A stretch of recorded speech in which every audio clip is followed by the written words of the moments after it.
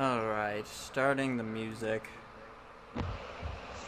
You look like a pretzel from this angle. With your knees all the way up by your shoulder. Yeah, he does that. Oh, He's like a fucking lemur. There's the music. Okay.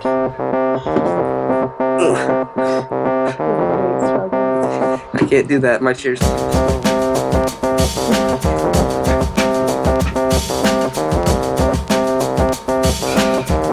struggle.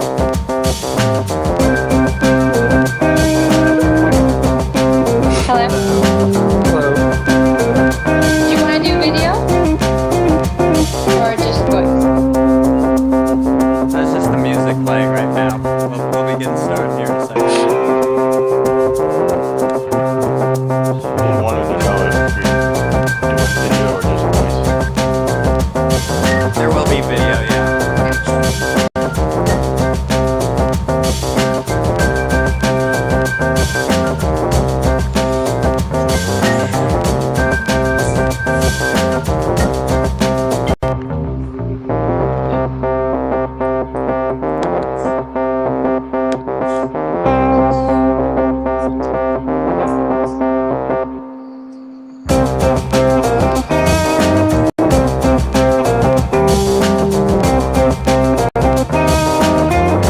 I hate these guys.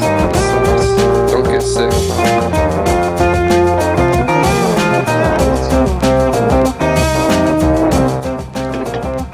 People do weird things.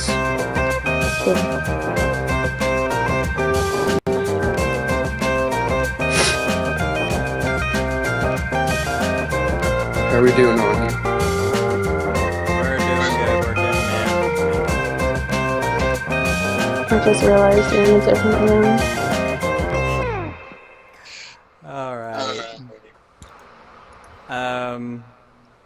If I go back to the regular podcast overlay, it'll screw up with everything since we have a fifth person in here now. So we're gonna stick with the with the plain overlay until the interview's over. Okay. Alright. Okay. So this is gonna be a little bit of a different episode, people. Welcome to Nerd Nation, where we scour the internet for the latest gaming tech and entertainment and science news, so you don't have to, while also offering occasional reviews. I'm Hanyu, and as usual, joining me is AP, Ash, and Bearded One. But we have someone special here today. We have Hillary Craven, a developer working on Solar Crusaders. Hello! Hi, Hillary. Thanks for joining us. All right. We actually have a few. We actually set up a few interview questions for you the other day. So, as we mentioned, you are working on a game called Solar Crusaders, and would you mind telling us about the game? Sure, so Solar Crusaders is an online multiplayer game. It's top-down, so similar to FTL or a board game, and it takes place in a sandbox universe. Awesome. Very cool. How did you get into game development? Sure, so I've always been a gamer my whole life. Started with my brother who's older. We just played games our whole childhood. A lot of the times it was just me watching, which sounds really lame, but so that's how I got into gaming. And then I've always been into writing short stories and trying to get into game design. Very cool. What professional studio would say is your biggest influence? So I would say that influenced by a lot of different types of games and their studios. Really interested in the indie games, the small-time studios that pull it together with small teams, because that always seems very impressive. Yeah. So Subset Definitely. Games, which produced FTL, probably be the biggest inspiration. Yeah. It's a really good studio. I like their product, and it's actually what drew my interest to your game. Yeah. How did you come up with the idea for the game? So we were actually playing. So the lead developer and I were playing a board game called Battle Stations, and we started talking about how awesome it would be to have kind of a online board game-esque game. And then through that, he showed me Eve and FTL, and so we started to piece together some ideas.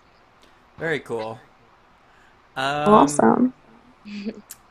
How will the online component work for your game?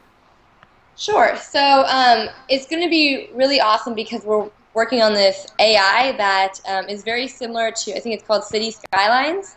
So Yeah. it's a very like top technology in terms of playing as though it's an actual person.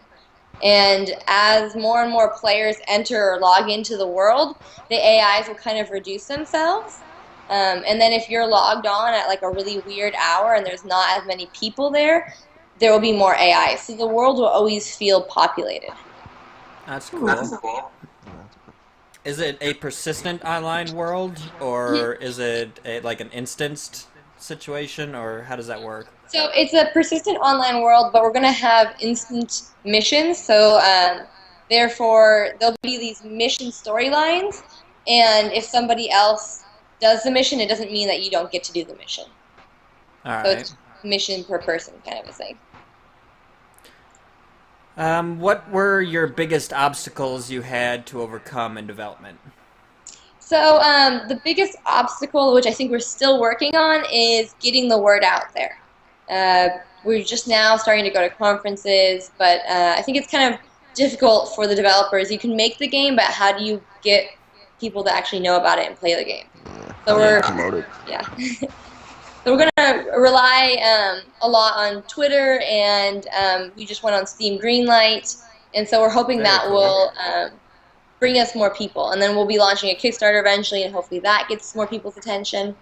But I think that's the biggest obstacle, and it's not really anything that you can just like make it better. It's hard for people to get to know about your game. Yeah. Yeah. That's why you do interviews and use social media.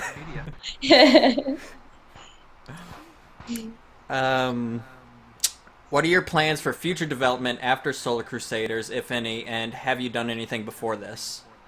So we have tons of ideas. We have so many ideas that we're actually trying to figure out certain aspects of Solar Crusaders that we might want to implement later. So basically continually adding new features to Solar Crusaders. And then we have ideas for different versions of Solar Crusaders, and then ideas for other games and board games. We have tons of ideas.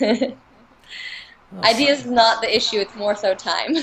Yeah, we can relate to that. So, do you have a window or time already set for when this is going to be coming out?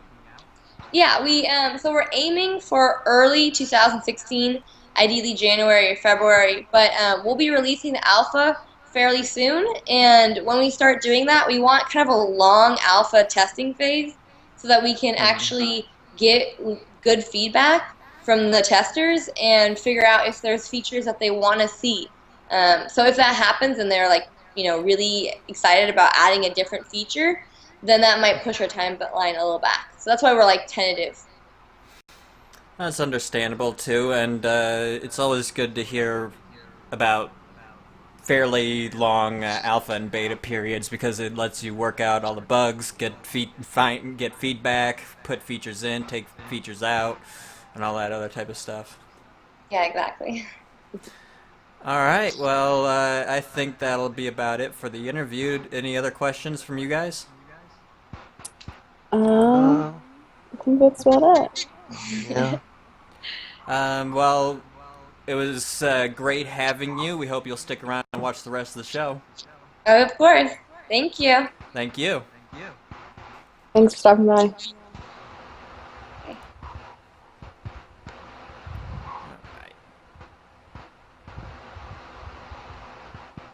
Can we go back to seeing each other's faces? 1 second. Once Skype wakes up. Yeah. Skype's on a good one today. There we go. Did you, I I think you might have missed a question. Or did you ask it, how long has it been in development for? Oh, I did miss a question, I guess. You Uh, dirty rotten animal. you could have mentioned that when we were, Well, I didn't want to interrupt. You're Chime in. you're in interview mode, so I was like, eh. You were. You're I breezing tried. right through them questions. Progress. Alright. I think Zach wants to get to that 2.5 hour mark. Hey, that's your guys' That 2 goal. I'm mark. just trying to help you get there. I'm trying to get that 2. Yeah, Uh, please. Alright. Moving on. Just imagine E3, Oh, 4 yeah, hour long podcast. that's why we're going to be doing multiple a week during E3.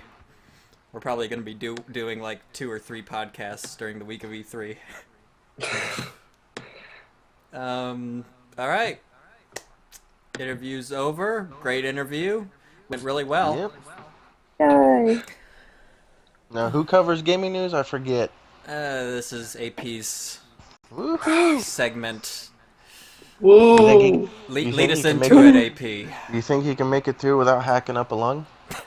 I don't know, man. I'll try. I got my bucket right here. So, it's already started. Oh Really? yeah, it is. So to start off, There he goes. I think you jinxed him. Yeah, don't say anything. And so we won't think about it. Shutting up. all right, let's try this again. So to start off the week, Konami and Kojima released their joint statement, and I'm sorry, fellas, I have not been able to read this due to me moving back home. Yeah. So, honey, do you know anything about the joint statement? At least? Could they be any more political about it? I know, right? I just feel like so much more just awkwardness and tension is in the room. I mean, Kojima's been with Konami forever, basically. So to see him departing Konami is a really, really big thing. Basically says he's 100% involved with Metal Gear Solid 5 and will continue working on it. He's determined to make it the greatest game he's directed to date. But after that, he's no longer. I think you're frozen, honey. And Konami reaffirms that Metal Gear Solid 5 The Phantom Pain is on track to release on September 1st. And he will remain involved up to the game's completion. So what made him want to split from Konami? I don't know. He might have been a little cold, or maybe even frozen. I'm working on it. There we go. Okay. Fabulous. Just trying to work that one in there. Oh god. Then Konami releases a new statement on Hideo Kojima.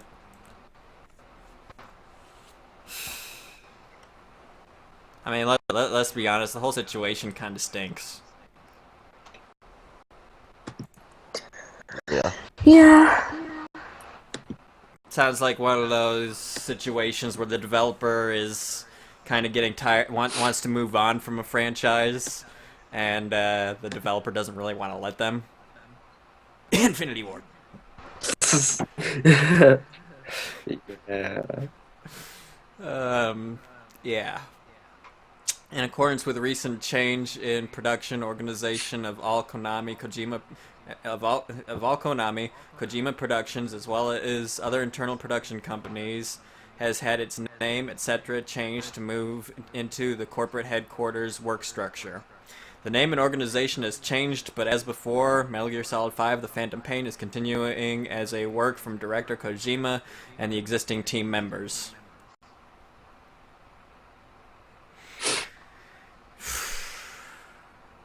The whole situation stinks, like I said. Yeah. For someone who's a long tenured part of the company, I mean,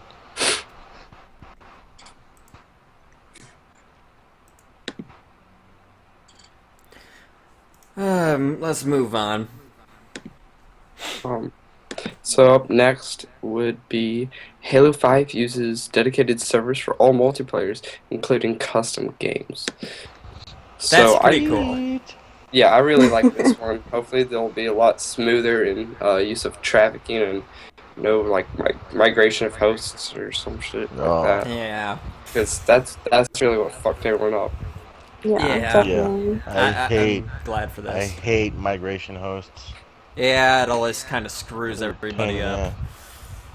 Never I don't know if we good. talked about it last podcast, but that update that they were supposed to release to fix everything, allegedly, I heard did not fix that issue. You mean the Master Chief Collection? Yeah. I don't think it's gonna get fixed I for a don't know while. what is causing No, that just game to give be up. so Go broken. home. Just I don't know. I think it's so funny how they're like, oh, it was just something that we didn't catch for whatever reason, but it's like, that's pretty big. yeah, it cripples online play, making it just you can't do it. Yeah, exactly. What test did you run? Yeah, because it was wrong. Seriously. Yeah, Um, whatever. but I do really like how they're. Hopefully, if it all works out, this new server thing will be cool to see. Yeah. Hopefully Yeah. implemented. I think Rockstar needs to take a page from 343. What? Make a completely broken game that nobody can play online No. whatsoever. Shh! Don't tell them that. Rockstar needs to do dedicated servers. Yeah, I'll agree with that. They do a lot, though, so I mean, there's some issues with it. There's a lot going on, so. Alright. But yeah, So, next. dedicated servers are awesome. More games should have them. Seriously. Their nation approved. So up next is about Twitch. It is why people are arguing about women streamers showing so much skin. So, for all you people out there watching the women streamers get a little skin. Ooh. This is about. This issue gets me, like, really heated. Yeah, it's like, And especially women with the face cam and they're showing off their cleavage and stuff like that. And you know that they know that's going to get them more viewers. That's why they do it. yeah, but like Yeah. I actually watched a couple of these people. I saw like pictures, like screen caps of others and whatnot, and it's like it's kind of bad. Like it's not like just a normal tank It's top. pretty It's like bad. all the way like down to here or some shit. It's like, whoa! I just like video games. Come on. This ain't a striptease website. Yeah, no, come on Twitch. Well, that's Like exactly, PG-13 like, rating. yeah, it's like, that's exactly what they say. They're sitting there with, like, their tits in the camera, like, oh, well, it just happens, and I can't help it. Like, bitch, you're doing it on purpose. Yeah. Not fooling anybody. You don't need to wear a spaghetti strap tank top or a tube top to play video games. Like, I'm tired of it. Take your fucking tits out of it.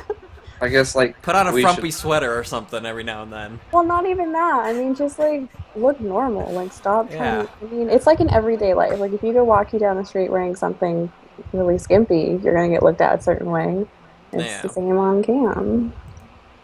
And I mean, you're just applying it to nerdy guys that kind of don't get out too much. Yeah, I mean, to be honest, just being a girl will get guys like, oh my god, it's a girl that games, you don't have to do that, Yeah. but But they want to get that Twitch money. well, I feel like I don't know if it was mentioned in this article, but it's like a short-term thing, where it's like you're gonna get popular really fast, but you don't have anything else going for you. Yeah. Yeah. So that gets real stagnant real quick, and at the end of the day, you guys aren't really going anywhere. Yeah. Yeah. If you want to show some skin, go do a webcam somewhere else. There are plenty of other sites that let you do that. And you will get paid yeah. way more money. It isn't for Twitch. There's even sites where you don't even have to show, like, skin like we're talking about. I mean, you can show your hands, your feet, and you get paid way more. Yeah. Just saying. Yeah. Then, kind of relating to the whole streaming, YouTube is readying launch for esports and game streaming service. Shots fired So- at Twitch. Yeah, they're really trying to make a comeback on Twitch and get their service more popular and more used through YouTube by But- advertising. The thing is, though, the reason why everybody moved to Twitch is because YouTube's streaming service sucks to begin with. Well, I Yeah, think now that's Twitch what is they're such a trying to powerhouse. do. Yeah, and they're just super salty about not getting Twitch. Yeah. So yeah, they're really trying to make a comeback. It's not necessarily working out too well, just because like the top viewer on just any regular old day on Twitch is like hundreds of thousands, where on Twitch or on YouTube it's like maybe 10,000. So I mean the numbers are definitely overpowering. No, don't Yeah. rely on You this go to numbers. YouTube to watch videos, you go to Twitch to watch streams. Yeah, Yeah, exactly. that's what I do on YouTube. I watch that's all I do is watch videos. Mhm. Because, like I said, that's the reason why so many people stopped using the YouTube stream feature, because Twitch just did it so much better and so much easier. Right? Yeah, and not too many people. If they don't use Twitch, they definitely don't use YouTube. Because when I see people hosting live events, they post a video saying, "Go to this website," and I'm live.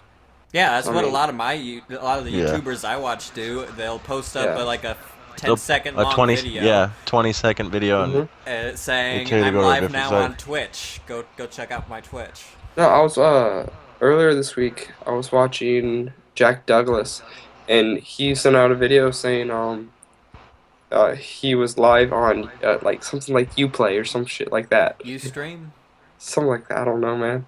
But he wasn't using Twitch. He wasn't using YouTube, and the way it was rolling, it went to like Facebook or some shit. But once you got done watching someone, it kicked you down to the next like highest viewed person. So I thought that was kind of cool, but kind of annoying. Like I don't want to watch you. Yeah, I actually kind of hate when different things do that. Only because, you know, if you have disconnection issues, then you're just going to keep getting booted from that person's channel. Yeah, I don't really agree with that feature either.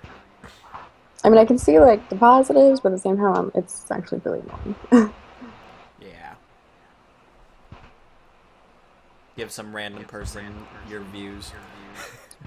Yeah, I mean, that's cool, I guess, if you know, that you are that random person, but Yeah, I guess.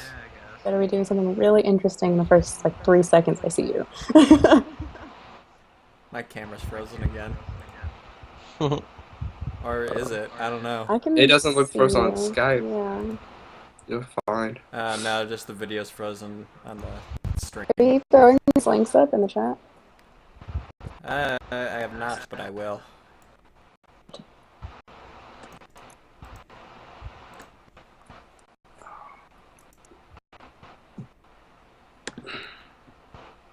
Oh, Moving That's where I on. come yeah. So then, the next one is Twitch Boss says the future is set top boxes, not consoles.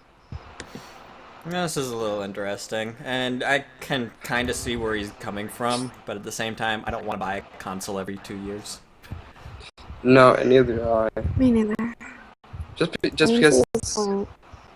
they're good. I like consoles for what they do, but But the point For- of a console is to be that you don't need to upgrade it every 2 years. yeah.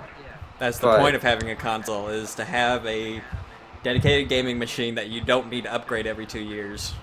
Well, I think he's pointing out the fact that, like, Xbox is probably going to have another version of its current Xbox in a couple years. Xbox 2. We've heard the rumors that both PlayStation, that Sony and Microsoft are going to be releasing updated versions of their consoles to be for 4K. But the thing is, they were already supposed to be 4K ready. Yeah, and I think the whole point of the top box gaming would be, if you're going to keep putting consoles out at the same rate, why not save money and have them be cheaper versus like the consoles we have now, but you're still putting them out every few years.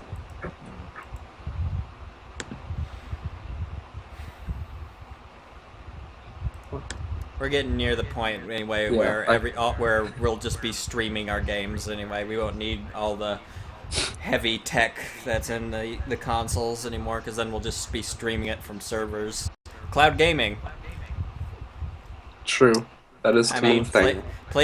PlayStation already has it with PlayStation Now, where you can play PlayStation 3 games and stuff like that on your PlayStation 4 using using cloud gaming. So Um, I don't know. In theory, it's a good idea, but in actuality, I don't think it's gonna work out. Um, that's just my opinion on it. But okay, and moving on to tech news. Who's got that one? That's me. Take it away.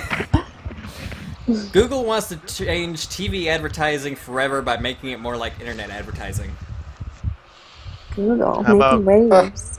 How about no advertising and just shows? Yeah, that'll never Show. happen. Well, Well, that'll never do it happen your- because gotta advertising do is what how they pay for Europeans do. TV. Yeah. or But- they could just do a larger monthly cost and You know what? cut down. I'm gonna make my own TV ads. service with blackjack and hookers. I'm fine with that. I'll buy it. If Actually- anybody got the reference, then Actually, make it poker, because poker. Oh my Everybody, God, everybody I- watches poker. That's true. I was quoting Futurama. Yes, we know, but Okay, poker sells better than blackjack. blackjack's easier to play. Yeah, but everybody watches World Series of Poker. Well, then I'm gonna make a World Series of blackjack with blackjack and hookers. Hit me, hitting hookers and not cards. World Series of Blackjack and Hookers. That's the title. But yeah, so it's all about Google Fiber, pretty much, where it's their internet, TV, and phone service, and they want to make TV advertising more like internet advertising, where it's based off shows you watch and like your internet activity and stuff like that. Just don't visit too many of those certain sites. Would you guys ever That consider would be getting Google awesome. Fiber? Yeah, just because it's 1 gigabyte download Yeah, I speed. come from Google Fiber. Yeah. It's the best. It's the fastest internet in the United States. You kidding me? Oh. Yeah, I'd be first in line for it if it came to my town. Same. Well, it's the fastest without having a dedicated T1 line, which I mean, is any like, kind of which fiber is a would be couple $100.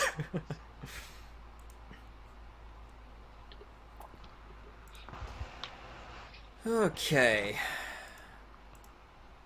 I don't know. It would be interesting.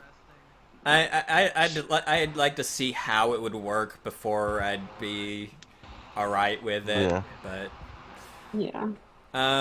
basically, if you're worried about privacy, welcome to the age of technology. Privacy is an illusion now anyway. Get over it. Privacy's dead. Seriously, Fact. think It's about it. true. Should be It's fine. fine. We just have like nothing to hide. It's fine. Nobody really cares. Yeah. If Nobody you're shady cares content. what you're Yeah. doing. I'm Nobody fine. cares what you're watching, what Except you're for all the- reading. Pirated Just- songs. Just go about your daily life. Nobody cares. Okay. New smart car feature will tattle on lead-footed teens. Kids better start doing the speed limit. That's funny. What was your guys' biggest thing like when you were first learning how to drive? Like, what was your No, one it's thing? funny because Determining when it was a good time to, like make a left or right from oncoming traffic, judging Oh, gotcha. the distance for you to pull out. Yeah, I'll Dude, agree my with pull-out that. game is strong. I really wanted to see. Pull out game is And strong. mine was like the lead foot thing. I Parallel still, parking. Still hate it. It's not I that mean, Yeah, bad. if I I don't don't have to really do it, have I won't do it. I don't really have to. I mean, I've never had to, so I never learned I've to. had to a So it's couple kind of, times, but I just Austin Powers it in. yeah. Yeah, baby. Baby. You want to shag now or shag later? That escalated quickly. Oh, I lost my Don't make you mojo. Randy. Alright, moving on. Tesla is about to make their cars autonomous. Now, you guys talked about this a little bit last week. Yes. Yeah, Mister.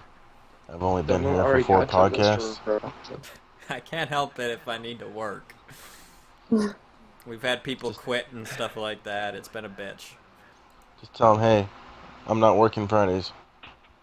I've told them that, but if I'm the only other closer, I'm kind of stuck.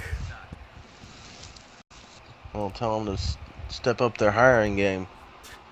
Oh yeah, that's gonna look real good.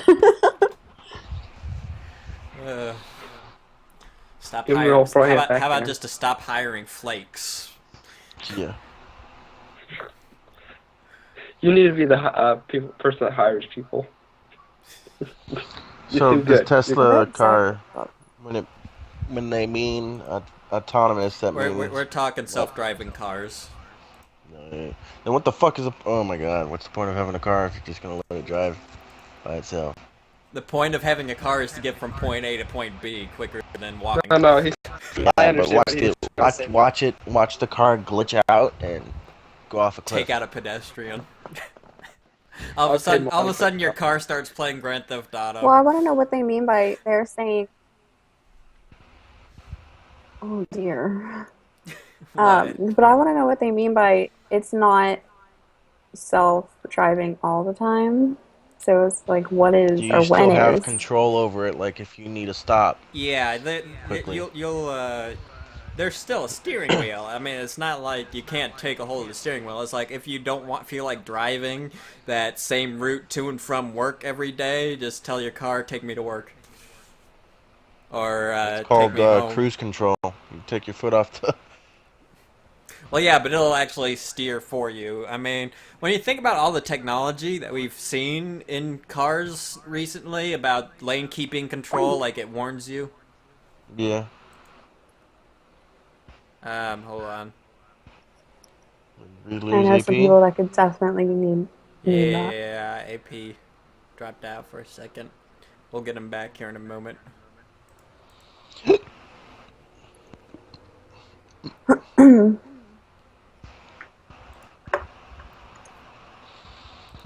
He declined it. He's not feeling good. Did you get the text? Alright, I'll put up his, there we go. Yeah. If you go into our group texting, he Yeah, he okay. didn't do so hot earlier. So much for I feel great. Oh no, he just texted saying he lost connection. Well, Alright, well let's let him figure it out for a minute and then we'll join. Do we want to continue on or wait for him to? Ash is So what is your guys' experiencing an stance on extreme this car? close-up. No, what are you doing to me? Blame AP. Why? I'm not seeing anybody. After the interview, you guys went back to your pictures. Oh, there he is. Hey. No, I think I just have shitty internet. There you go. Okay, but back to the topic. I mean, we've seen a lot of like BMW, Corvette, and all the other luxury vehicles introduce stuff like lane keeping technology, where it warns you if you're starting to change lane, drift into another Yeah. lane, stuff like that. So we know that if they work all those types of sensors into a self-driving car, it will be able to stay in its own lane. It will be able to tell if the light's changing or not. It'll be able to stop if somebody stops in front of it. I mean, we've seen all this technology on other cars, so we know it is possible for them to create a self-driving car that follows all these guidelines and stuff. Especially since apparently Ford just made a car that follows the speed limit. That'll help. Yeah. Definitely help. Apparently, Ford made debuted a car which automatically follows the speed limit. It reads speed limit signs and adjusts its internal speed limiter accordingly, which means you won't be able to speed. Good. No. Maybe I want to do 105 and a 65. Or school zone. In a school zone. Sabotage it real quick.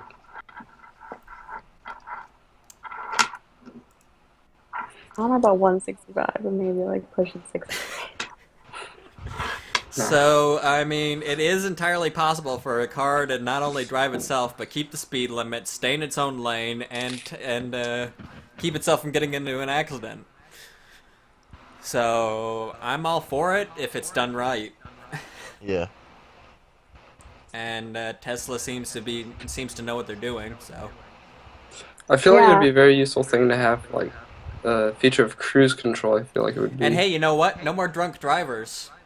I was just gonna bring up that point, but I'm super excited for that reason because I'm, Like super responsible, of course. have a breathalyzer installed in the car, and then if you breathe negative, the car will automatically drive you home. One day, yes. And then we all have these hover chairs like this, and you just watch your screens until you get around.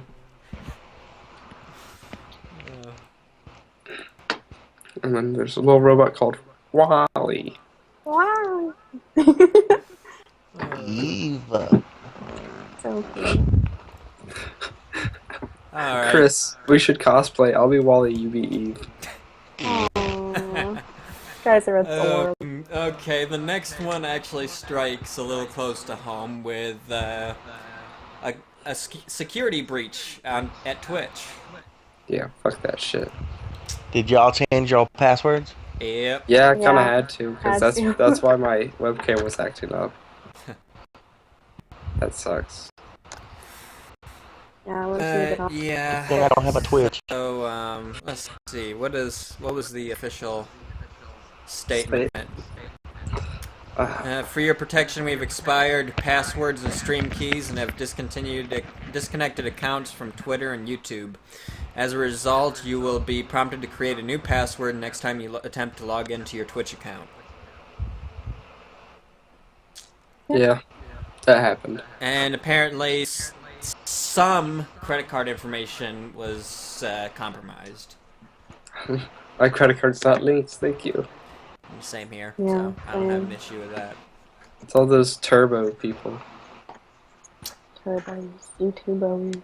All those TTs, Twitch turbos. Or subscribers. Yeah, subscribers too. Okay, Chris. Woohoo! I get to talk. You get to talk anytime you want, you just choose not to. Yeah. Okay. So who here has seen the movie Interstellar? Not me. I need to do. I have. Great Really? movie. 2 of us have seen it. I know, I'm not proud about it either. Okay? Well, Zach, did you enjoy the movie? Hey, that's half. And did you enjoy the ending? I really enjoyed the movie. The ending was interesting. It explained a lot. It made a lot of explanations about how he got there and stuff like that. Did you know that that's not how it was originally supposed to end? Yes, but only because And is he back? Yeah. Fuck this shit. Okay. Well, Jonathan Nolan, who is the co-screenwriter for the movie, recently revealed how his original screenplay for the sci-fi epic ended before his brother, also the film's director, Christopher Nolan, rewrote it. For people who still haven't seen the movie, there are kind of spoilers, but I mean, this will probably be on the DVD Blu-ray release that's already out, so Jonathan Nolan and the movie's science advisor producer Kip Thorne were promoting the forthcoming Blu-ray release at Caltech's Jet Propulsion Lab when Nolan was JPL, asked gotta love it. about its divisive and too many befuddling ending, which Jonathan is said to have jokingly replied, "You've got the wrong brother." Nerdist reports that Jonathan said his much more straightforward ending had the Einstein-Rosen bridge colloquially, I don't know how to pronounce that word, a wormhole collapse when Cooper, who is played by Matthew McConaughey, tries to send the data back. So no Tesseract. That was Christopher's idea. No time manipulation and no return home. No one didn't elaborate on this point, but we might speculate that the original end to the movie was as dark and unforgiving as space. So it was supposed to end a little bit more darker and not as wholeheartedly as it did. It was still an enjoyable Spoiler ending, alert. though. I liked it. I hear it's I really good. really enjoyed it. It's probably in my top 5 favorite movies. Oh wow. I still gotta Yes. see it. You goddamn better. Whoa. Calm Um, down. It's top 5. You gotta do it. We have our first look at the Naruto stage musical. Yes. Is that something I'll we watch talk about, or is it a picture? Yeah, I 'Cause- feel like it's just more pictures than anything since it's just now starting to come out in Japan. They already announced their full cast sometime last month, and now they're starting production. So I need to go see that. You need to go to Japan. Fact, that is a huge Zach, statement. Yes. quick question. Why is the article for scientists are closer to recreating the woolly mammoth in Yeah. entertainment news? That got moved. You didn't get the updated one, but just skip over that one. We'll be Okay. talking about that one under science. Apparently Gal Gadot, who is playing Wonder Woman in the upcoming DC Cinematic Universe, she talks about her audition, and apparently she's being criticized for the shape, her physical shape for the role, because in the comics, Wonder Woman is well at or above 6 feet tall and is pretty, I'd say, full figured. Best I can do it without going overboard about women's figures. Well, I think we all I don't have want to seen say Wonder she's Woman. fat We or, know what she looks like, so. and apparently,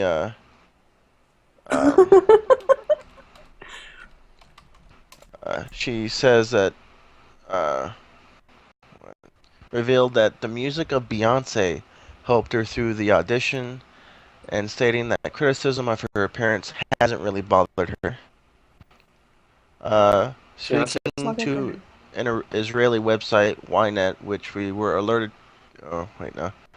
Godot explained that she was incredibly nervous before her first audition opposite Ben Affleck. She says, "When I got there, they put me in a trailer, and after all the hair and makeup, I had to wait a few hours. Waiting is auditioner's biggest enemy." She called her husband Yaren, and told him I didn't know what to do. I couldn't calm down, and he told me, "Gal, put on Beyonce, move around, don't sit there frozen." I put It's good on advice. Diva and started Yes. dancing. Huh? It's good advice. Just relax. Yeah. Just when the song ended, I was all flushed. There was a knock on the door calling me in. As for claims that she doesn't have the right build for the role, Godot said, "When I was younger, I could take criticism really hard, but now it mostly amuses me. The true Amazons had one boob, so it won't bother them in their archery.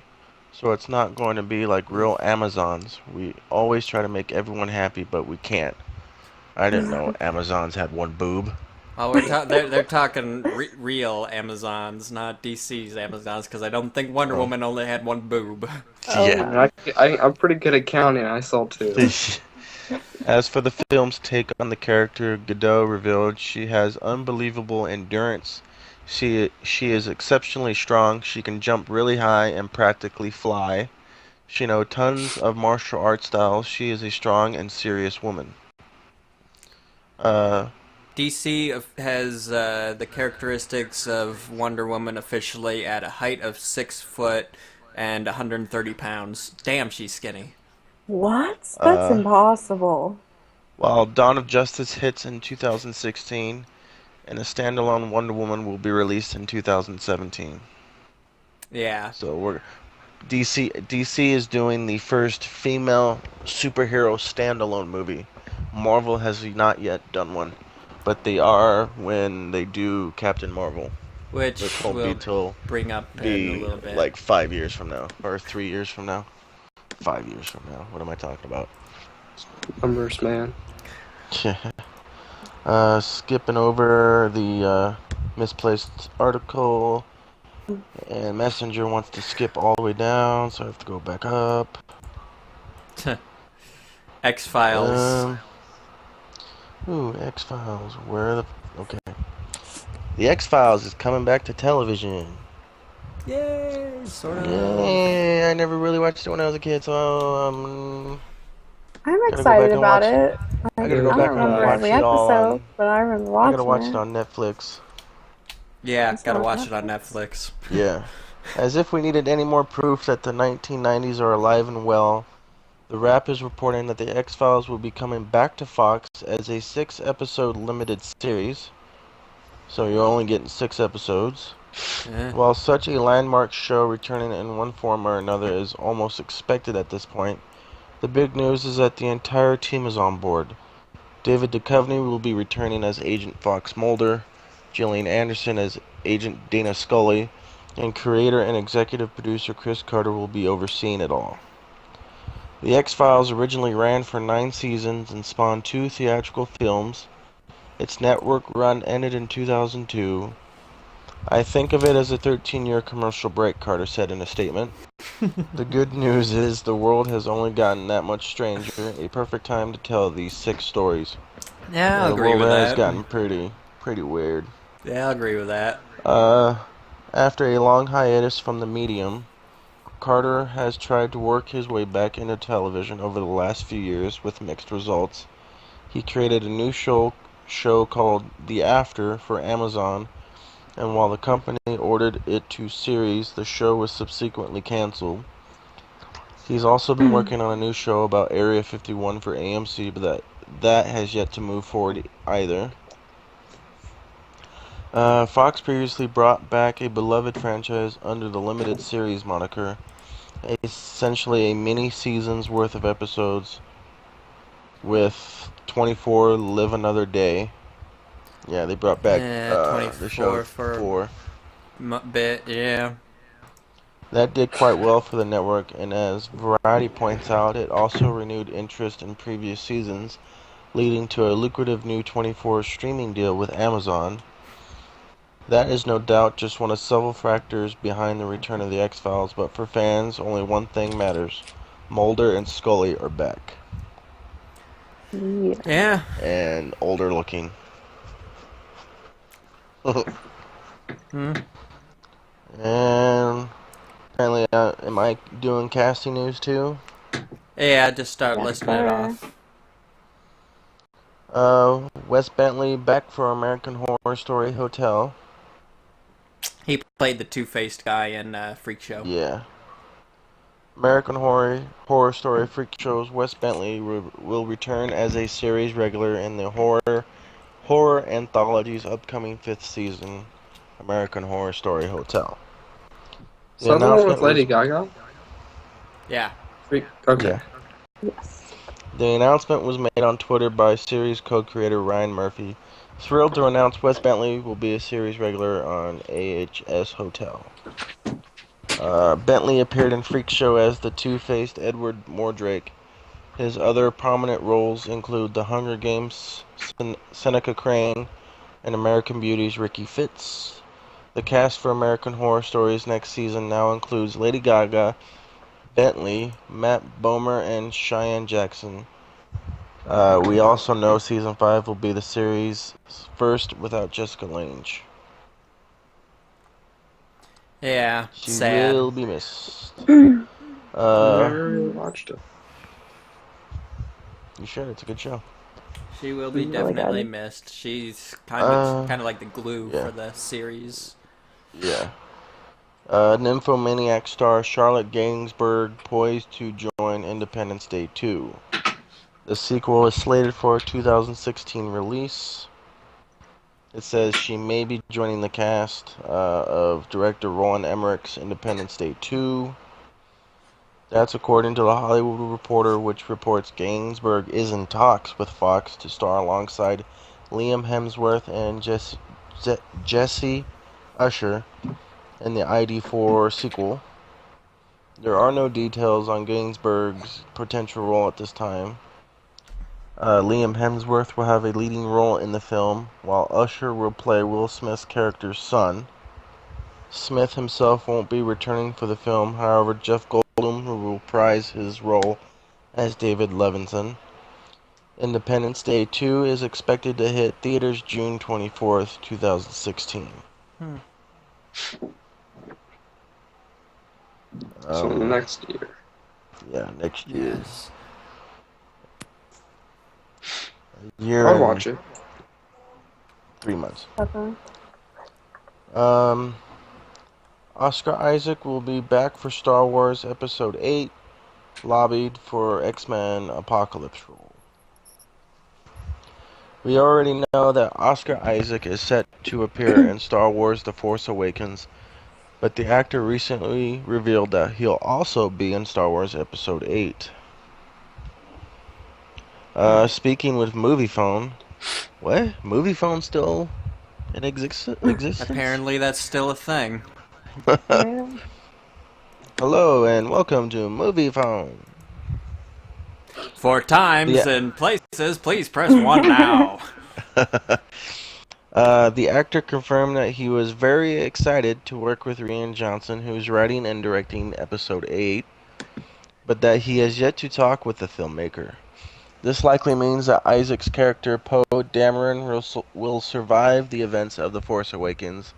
That is, unless he's a Force ghost in Episode 8 or in flashbacks. As to whether Poe could appear in any of the upcoming spin-offs, Isaac said, "I don't know. You're going to have to ask them about it." Curse the almighty them. Isaac is also gearing up for X-Men Apocalypse, in which he'll assume the villainous title role. What is interesting there is he actually lobbied for the part. My first comic book I ever collected was X Factor, and I actually really loved Apocalypse, he told MoviePhone. So when I heard that maybe that would be the next villain, I was like, guys, get me in there. I want to meet them. Isaac continued, Apocalypse is so cool and weird and scary, and I wanted to be a part of that. The question is, will the actor actually be on set for the shoot, or will he do separate motion capture for it? I'm going to be on set, although I don't know the details of the whole situation. Star Wars The Force Awakens hits theaters on December 18th, 2015. So we got, what, how many months? It's 9 more months. Well, coming up on 8. While X-Men Apocalypse is due out May 27th, 2016. So we got a year for that movie. A year and 2 months. Yep. Jack Houston reportedly cast as the Crow. And That's gonna be interesting. Who said they didn't know who the Yeah. Crow was? Was This it guy. I AP? think that was AP. What Yeah. was this guy? What'd the 5 fingers say to the face?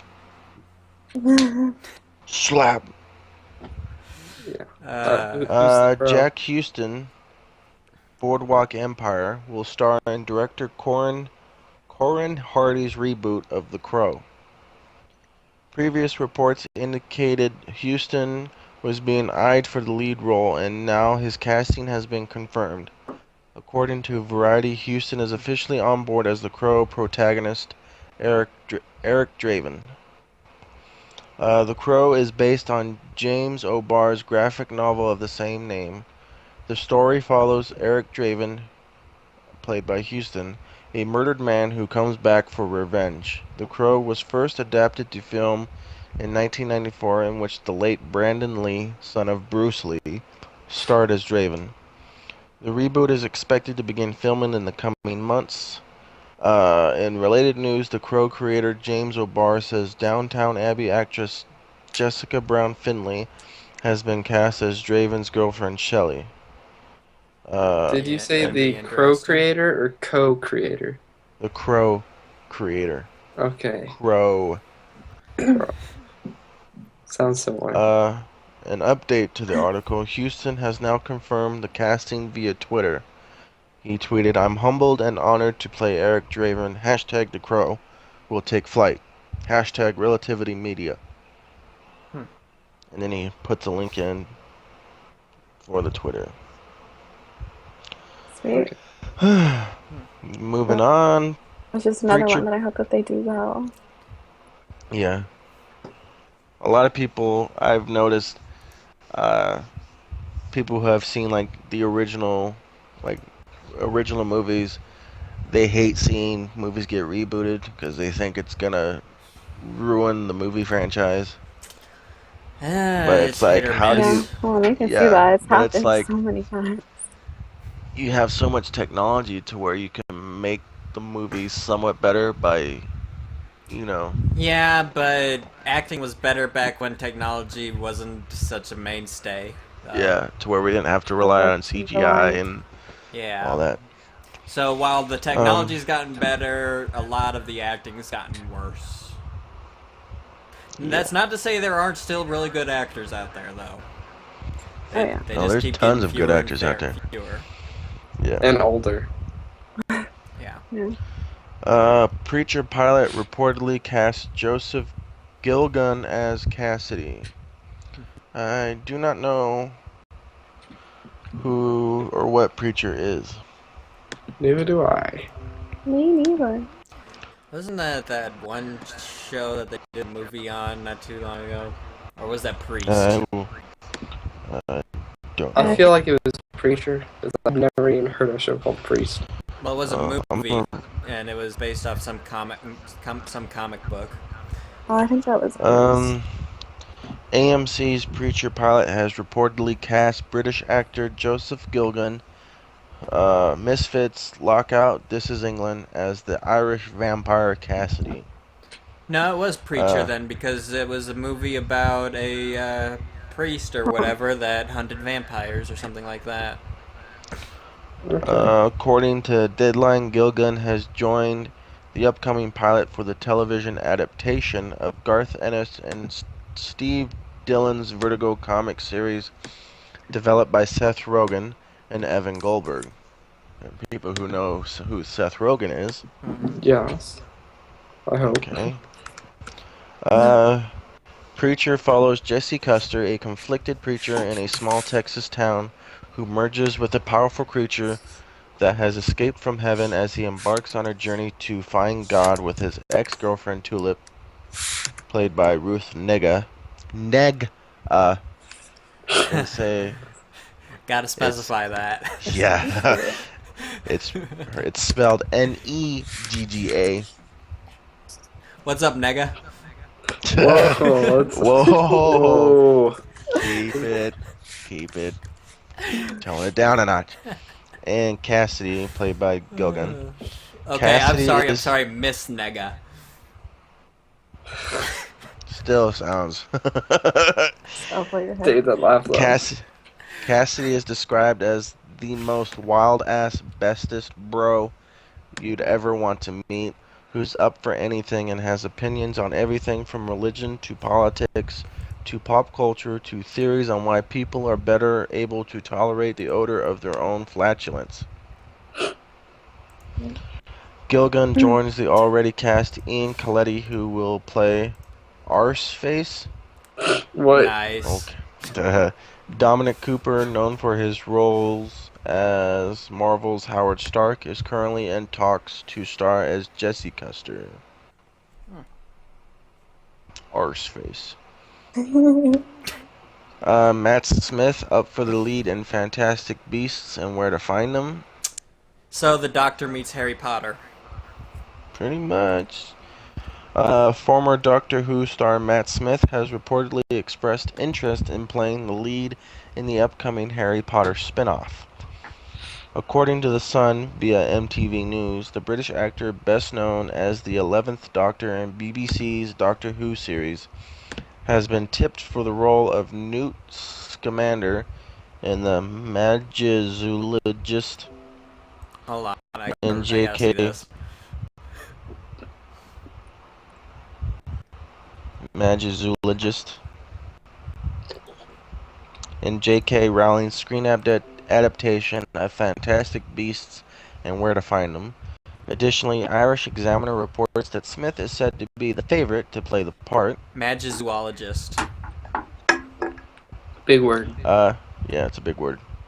Not surprisingly, Harry Potter fans have already started a petition on change.org to land Smith the role. Harry Potter. We don't know much about You're a wizard, Fantastic. Harry. We don't know much about Fantastic Beasts just yet, but producer David Hyman told us back in November that Rowling's script was sublime, adding it's funny, it's vivid, it's exciting, it's filled with all the hallmarks of Rowling's incredible imagination. David Yates, who helmed the final 4 Harry Potter movies, will direct Fantastic Beasts, which starts shooting this summer in London. Cool. Vivica A. Fox joins Independence Day 2. Kind of a tack on to the other article. Independence Day actress Vivica A. Fox will reprise her role as Jasmine Dubrow in Independence Day 2. The news was first shared on Twitter by director Roland Emmerich, who said, "Exciting news! Just officially closed Vivica Fox for #Independence Day." Fox echoed the announcement on her Twitter account, confirming she'll be returning as Jasmine in the sequel. Fox joins previously announced cast members Jeff Goldblum, Liam Hemsworth, Jesse Usher, and Charlotte Gainsbourg. Again, Independence Day 2 is slated to hit theaters June 24th of next year. You didn't have that much trouble saying her name when you said it earlier. Well, no, it was spelled different in the other article. Hey, Hanyu, you look a little cold. So cold you might be frozen. Idris Elba up for Star Trek 3 villain role. I'm fine with me staying like that. Dude, it's just like some kind I of like figured blank that you would stare. have noticed it by now. Who here knows who Idris Elba is? Not even. Heimdall from Thor, the Black Okay. Gatekeeper, Yeah. Yeah. Rainbow Road. Oh, yeah. Mario. That's what I heard. Rainbow Road, right? Yeah. Oh my god. The Rainbow Bridge. Yes. Gandalf. Idris Elba is in early talks to play the villain in Star Trek 3. Variety reports that the Pacific Rim and The Wire actor would be the latest high-profile thesp to take on the antagonist role in the rebooted Trek series, following in footsteps of Eric Bana and Benedict Cumberbatch.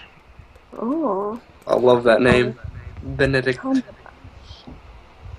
It's not clear what the role might be, nor whether or not it will be a new character like Bona's Nero, or a figure from the classic series, as was Cumberbatch's Khan. According to Variety, early chatter indicates that the Klingons will be the main villains in the film, though that is not confirmed. We got a little bit of a tease of some Klingons in the Star Trek Into Darkness. So I wouldn't mind seeing more Klingons. But would Elba really want to be saddled with all that prosthetic makeup? Justin Lin is directing the film, having taken over for Roberto Orci. Orci, who co-wrote and produced the first two treks, left Star Trek 3 abruptly back in December. It remains unclear why he departed the project. Chris Pine, Zachary Quinto, Simon Pegg, Carl Urban, Zoe Saldana, Anton Yelkin will all be returning for the film for a June production start. John Cho is oddly not mentioned in Variety's story, though presumably that is just an oversight. Meanwhile, Peg- AP dies off camera. I can't see him, so. Peg and Doug Jung are writing the script for a July 8th, 2016 release. So another big movie coming out next year. When? July?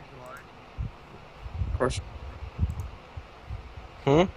When did you say? Next year? God damn it. Gotta go back into the article. Is it July? I think I said July. Okay, that's fine. I think. I don't know. Hold on. Yeah, July 8th. Oh, just 5 days away. Steven Spielberg. Spielberg.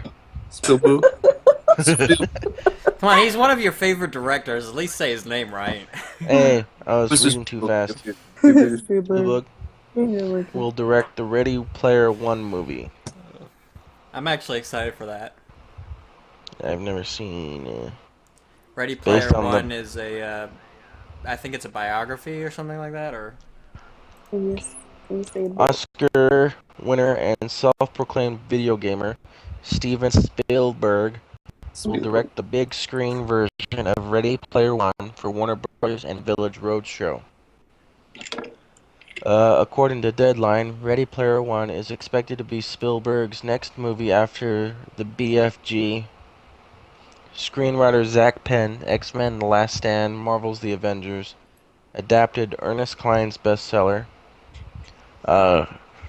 Two main concerns in adapting the book for the screen are rights issues, given all the pop culture references in the book, and the technology needed to put the viewer into a virtual world. I think what we have to do is drill down to the best version of the movie and then see who wants to be a part of what will surely be a great film, said Greg Silverman, the studio's president of creative development and worldwide production. That's a long-ass title. Yeah. What we found with the Lego movie is that when we went and talked to those having the rights, people got excited about being involved. As for the technology required to pull off the movie, Silverman said, "At Warner's, we always have our eye on all the groundbreaking visual effects and technology available worldwide, and we feel very confident very confident with any new ground that Steven would want to tackle. He's a master filmmaker, so we feel very comfortable with him. The story is the main thing, and whatever works best for audience enjoyment is what we'll do." Ready Player One marks Spielberg's first movie for Warner Bros. Since 2001's AI, Artificial Intelligence. Which was a really good movie, so...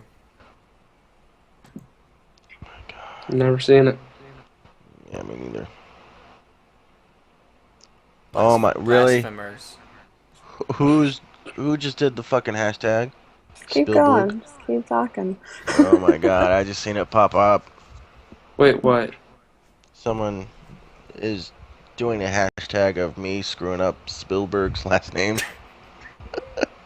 Oh, Spielberg. favorite retweet. Hashtag Chris fucks up. Spielberg. Favorite retweet. Spielberg. Duh. Oh my god. Lena Condor to play Jubilee in X-Men Apocalypse. I think that's I pretty think cool. Jubilee is a very underappreciated character. a lot of people think she doesn't really have any like powers that can contribute to the team. But she is one of the main X-Men, Yeah. so Yeah, having from the her not cartoon. in any of the movies so far has been a real, She was okay. she was supposed to appear in one of the original 3, but she got scrapped. Mm. Director Bryan Singer loads up the mutant roster. Director Bryan Singer has revealed that newcomer Lana Condor will play Jubilee, aka Jubilation Lee, in the soon-to-be shooting X-Men Apocalypse. In the article, they have a picture of her. Jubilee had cameos in the original 3 X-Men movies, played by Kia Wong and Katrina Florence, and was also in the 1996 Generation X TV pilot that never went to series, played by Heather McComb. Thank you, Zach, for retweeting. Condor joins returning series stars James McAvoy, Michael Fassbender, Jennifer Lawrence, Nicholas Hoult, and Rose Byrne. Also figuring in the film are Sophie Turner as Jean Grey, Alexandra Shipp as Storm, Ty Sheridan as Cyclops, and Cody Smith McPhee as Nightcrawler. Oscar Isaac will co-star as the titular villain. Again, X-Men Apocalypse is scheduled for a May 27th, 2016 release. So again, that movie is starting to stack up with its mutants. Yes, it is. Ben Mendelsohn reportedly eyed for Star Wars Rogue One. No clues to which role yet. Star Wars Rogue One, the standalone film set outside of the core Star Wars saga, might be closing in on another lead. Deadline reports that Australian actor Ben Mendelsohn from The Dark Knight Rises, Killing Them Softly, is up for a role in Star Wars Rogue One. It is not clear what role that might be, and Disney had no comment. The actor can currently be seen in Netflix's original series Bloodline, a new drama that premiered last week. Recently, Oscar nominee Felicity Jones, The Amazing Spider-Man 2, The Theory of Everything, joined the cast of Star Wars Rogue One, which is being directed by Godzilla's Gareth Edwards. Cool. Science news, who's got that? That would be Ashley. Swagger. Alright, for science news, I'm gonna kick it off with the mammoth. Scientists are closer to recreating the woolly mammoth. Genetics, I can't say this word. Genetics. Geneticists extracted genetic material from mammoths. It's people who live with geneticists or whatever. So they extracted genetic material from mammoths preserved in Arctic permafrost and used a new DNA scissoring technique, allowing them to make precision edits to elephant DNA and splicing in mammoth genes. This means scientists have functioning elephant cells with mammoth DNA in them. There are currently at least 3 separate research teams working towards reconstructing the whole mammoth genome. Jurassic Park, anybody? Sounds a lot Why like it to bring me. back? But hey, I'd rather them bring back woolly mammoths than a T-Rex, so. Yeah, I'd rather have a true. T-Rex. Well, I actually heard that they wouldn't live very long because of all like the shit in our air now compared to then. Yeah. Like they would just die. Why bring? Okay, so even though this is really cool, I don't necessarily like this idea because I feel like why would you bring back an animal when we can't sustain the environments that it needs to live in now, nor the animals we already have? So it just kind of To like learn about ends them. my I mean, case. to learn. It's all about education. Learn about how they acted, what they ate, how they performed in groups and stuff like that. It's all about learning more about the past and the animals that used to live here. Yeah, I understand that. I just feel like it's a little irresponsible. That makes me just kind of like. Even if they were just to make one and then dissect it, that would still be learning. I mean, they would Well, learn like, how okay, yeah. learn See, all that that's like a stuff. little different though. But I'm under the impression that they're like, we're just gonna like make a bunch of woolly I don't think they're gonna do that. I don't see them doing that. mammoths.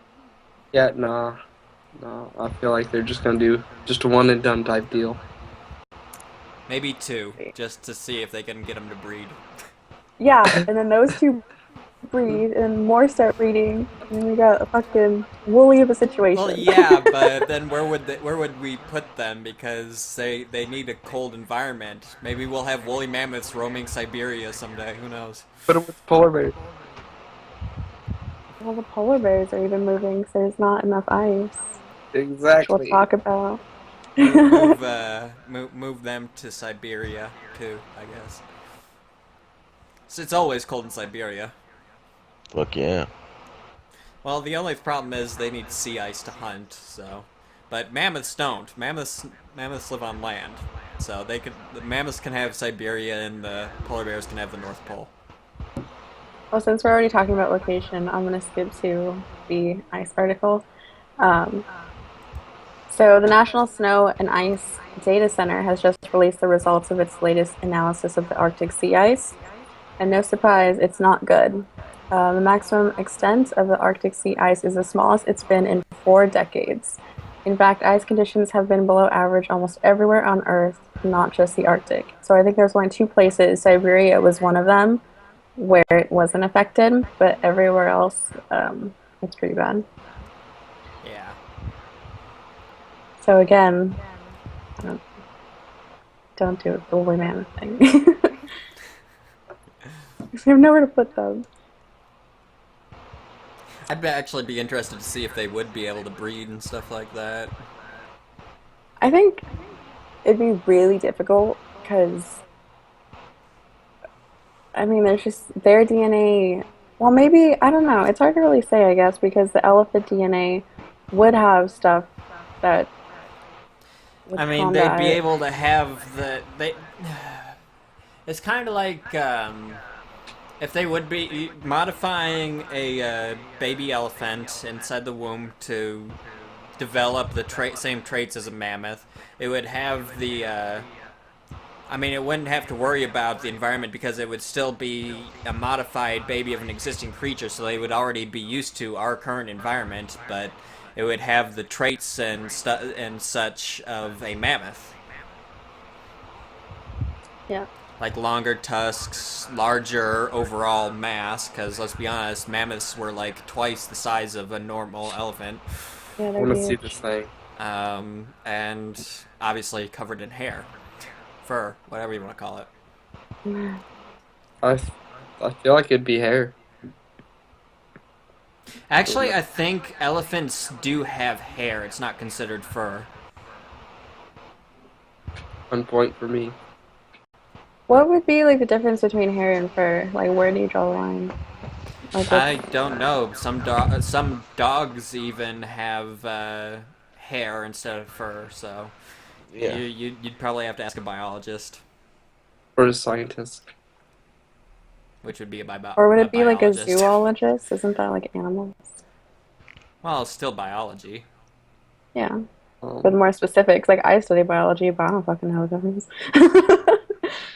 Well, it's the difference between hair and fur, not why do some animals have hair and some animals have fur. So most zoo biologies would probably cover that, unless it's plant biology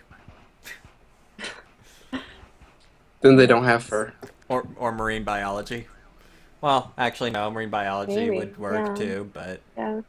Look at whales. whales are mammals. Whales. They do have hair.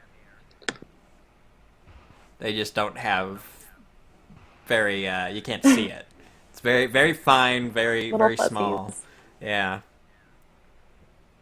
Anyway, um, so we just hit spring. Spring was what, last Friday?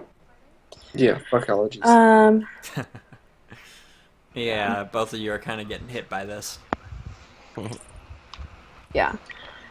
So spring is shortening every year. Every year it's about 30 seconds off or 30 seconds shorter. Mhm. Um, so to understand why this is happening, you have to understand that seasons are caused by the tilt of the Earth's axis. So it's on like that 23.5-degree tilt. And then when North America, so that's where we are, and it's like, say this is the sun. So when North America is like facing the sun, that's warmer versus if it wasn't facing, then that's winter, it's colder. Um, so right now we're halfway in between that point. And when the Earth spins on its axis, it doesn't spin in a perfect circle. It's like a wobbly top. So every time it like wobbles, just that little bit of wobble kind of, exactly, just makes it like a little bit askew. So that's why it's getting shorter. And it's not going to affect us anytime in our lifetime or anytime soon, but in like thousands of years, it'll be significantly shorter, noticeably shorter. Yeah. Soon, no more allergies. I don't Technically, think it's still so. spring, but it's 90 fucking degrees. Oh, it snowed Should be today it here. should be in its 70s. Yeah. Yeah, it was really hot today. Really hot. Well, you guys are going through like the biggest drought in history, so yeah. Yeah. Yeah, no, Seriously. I'm just now on spring break and it started snowing today. It was like, yay! What That's am I getting crazy. into? Let's see. It was high of 47 today, low of 27. I was in the 30s. Oh my goodness.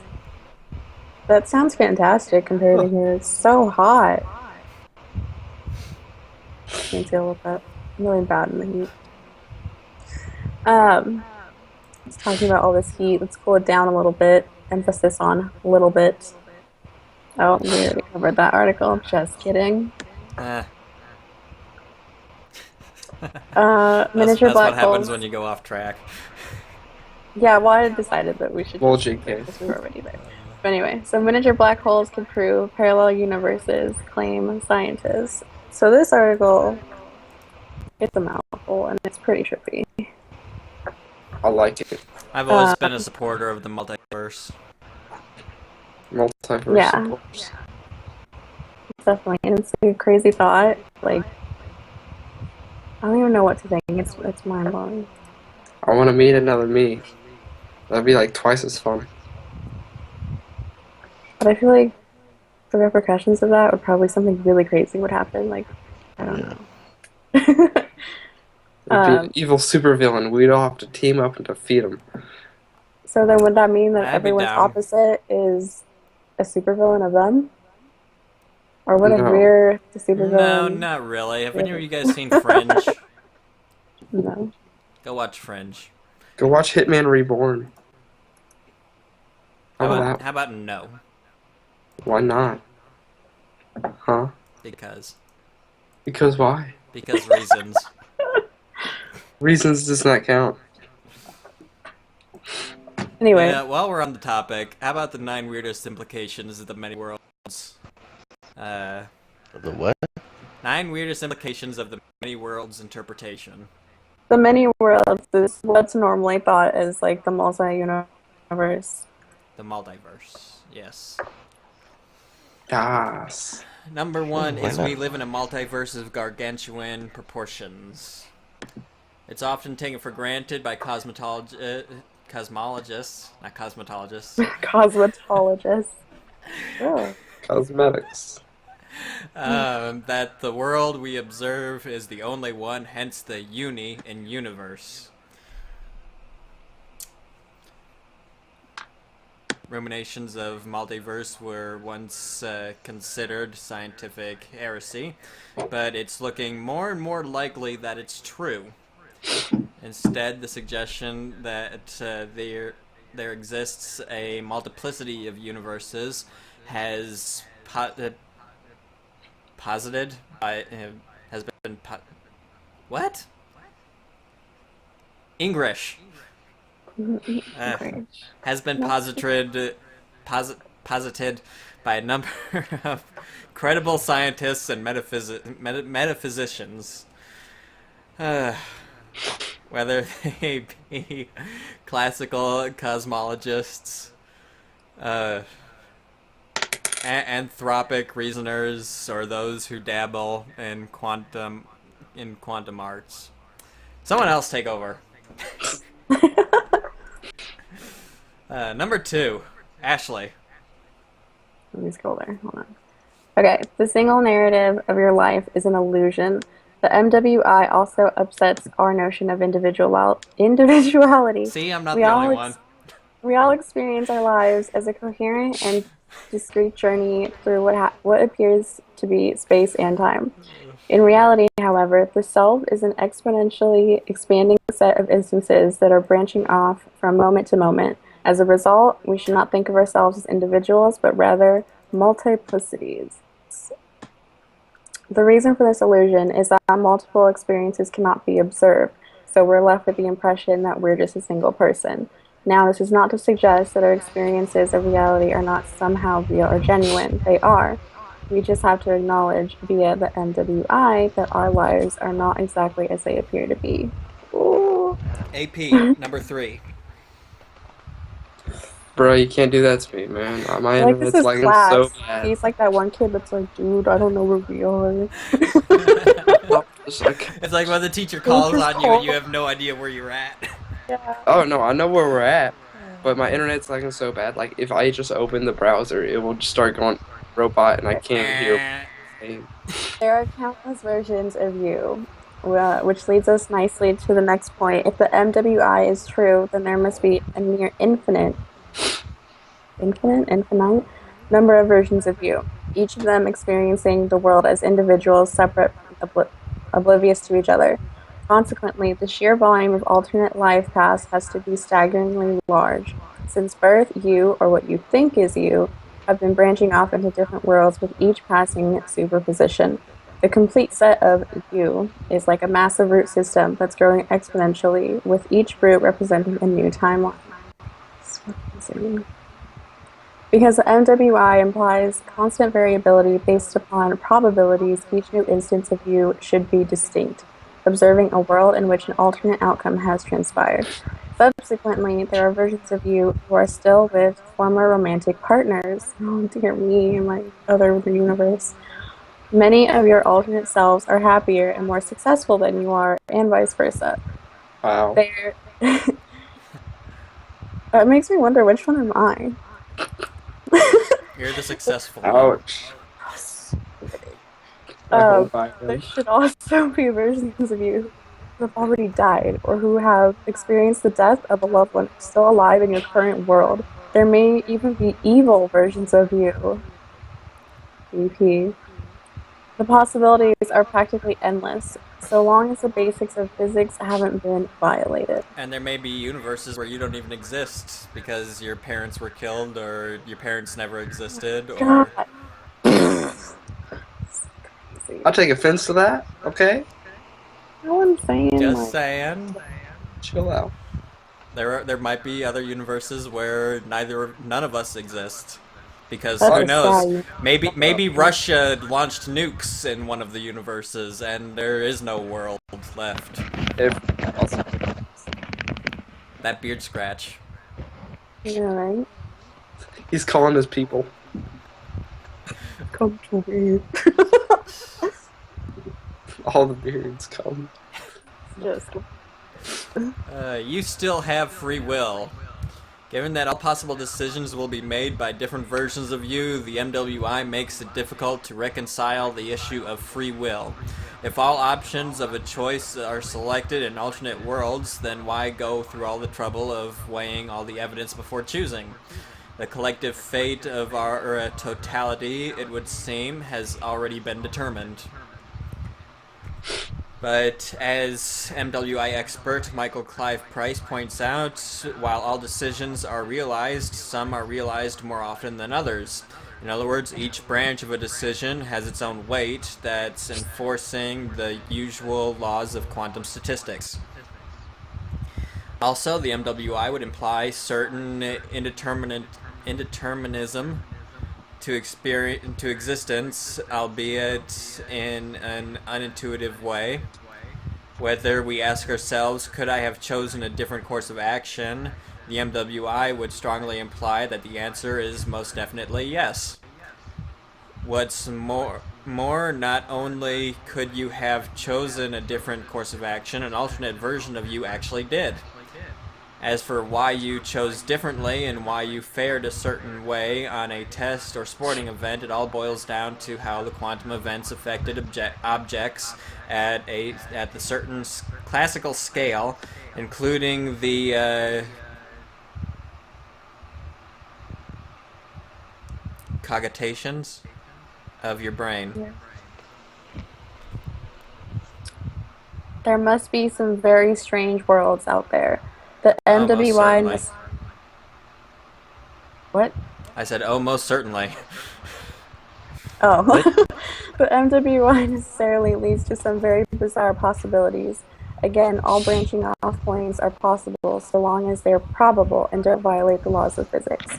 It's important to note, however, that given the space of all possible worlds, it's vastly more likely that you'll find yourself in the most probable and seemingly rational of worlds because they appear with the highest degrees of frequency and by several orders of magnitude. But there will still be some worlds in which highly improbable things must happen. For example, if a person were to flip a coin 1,000 times, there has to be a world in which that person flips heads 1,000 times in a row. Also, there should be a world out there where someone always bets correctly when gambling on sports. Jeez. Yeah. More radically, a person with no musical training whatsoever would sit in front of a piano and instantly start to play Rachmaninoff's Third Piano Concerto from start to finish, Concerto. Concerto. including all the requisite dynamics. In such a scenario, each resolving superposition results in a brain state that produces the correct movements. The odds of this happening, however, are beyond astronomical and would involve an excruciatingly small subset of all possible universes. But it's here where many skeptics draw the line, arguing that these scenarios are so ludicrous they almost seem to prove that the MWI can't possibly be true. Hey, Chris, guess what? What? You're immortal. Sort of. Sort of. I can catch a bullet once. This is what's referred to as the quantum suicide thought experiment. Imagine a scenario in which a person plays Russian roulette with bullets placed in half of the chambers. In this superposition, each spin of the chamber should reset the odds of that person killing themselves to 50-50. But the MWI tells us there has to be a world in which the person never shoots themselves, ever, even after, say, 50 spins of the barrel. Though the odds of that happening are 1 in a quadrillion, the MWI tells us that it must happen somewhere. Interestingly, physicist Max Tegmark says this particular experiment could actually serve as proof that the MWI is true, though it would necessarily require the deaths of countless instances just for that one lucky experimenter to reach the finish line. Let's do it. God. Here's a fully loaded gun. Do you win? I'm gonna leave it at that. You can go on to number 7.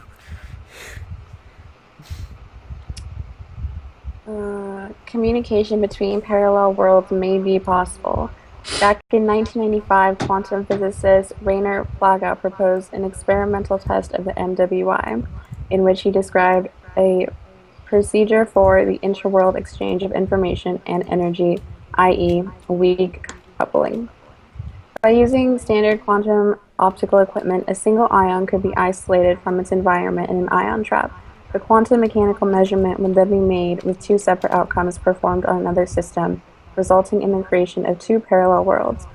Depending on the outcome, an ion should be excited in only one of these parallel worlds before the ion decoheres through its interaction with the environment.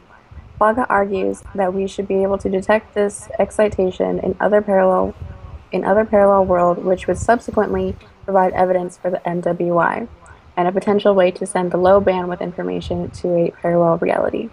It's difficult to know how detailed this information could be or if it would mean anything to the receiver. It's fascinating to speculate, however, about the potential implications of interworld communication.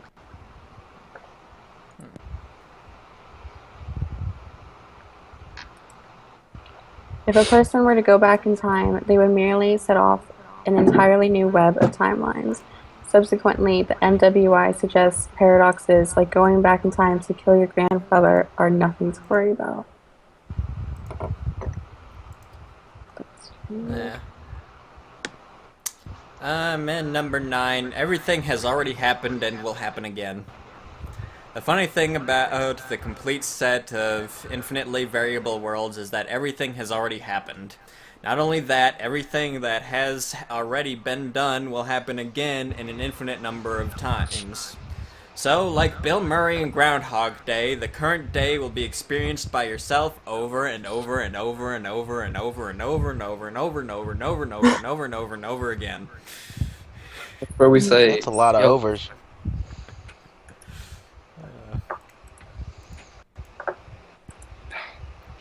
Got that right, over.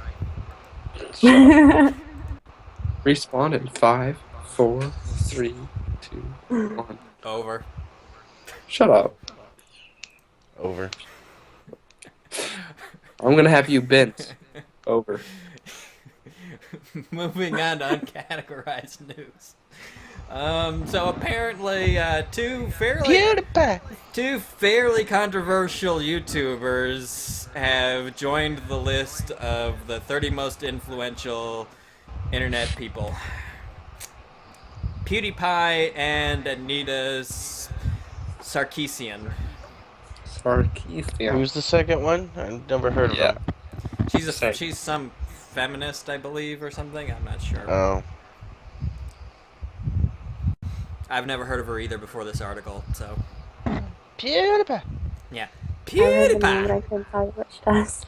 But when you look at his name, it's PewDiePie. Yeah. Yeah. You with the bros. This bump. Oh.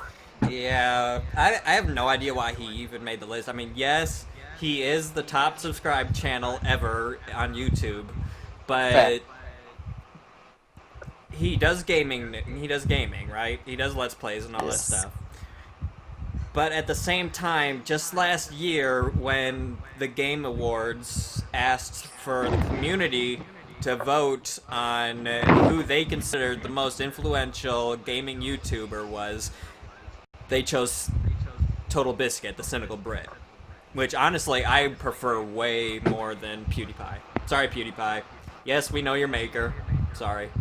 Yeah. But, actually, isn't Total Biscuit, too? Total Biscuit. So I think we're exonerated, so. It's even. I, know. I think he's in Polaris, which is Maker. Who is it? Captain Sparkles is part of Maker. Some branch, but yeah. But no, Total Biscuit. I'm pretty sure he's with Polaris, which is a branch of Maker, so. So we're exonerated by saying Total Biscuit. Should be. So, yeah. Anyone want to say anything about that? Not I a fan. mean, I don't know. Like, I'm not a fan either. Like, I just don't get it. Unless you're like maybe 7 years old, I don't get it. I would agree. Next article's pretty interesting. Since you wanted to bring up the whole voting thing last night, I'll let you introduce the article. Ash? It's time for mandatory voting, and we have the technology to do it.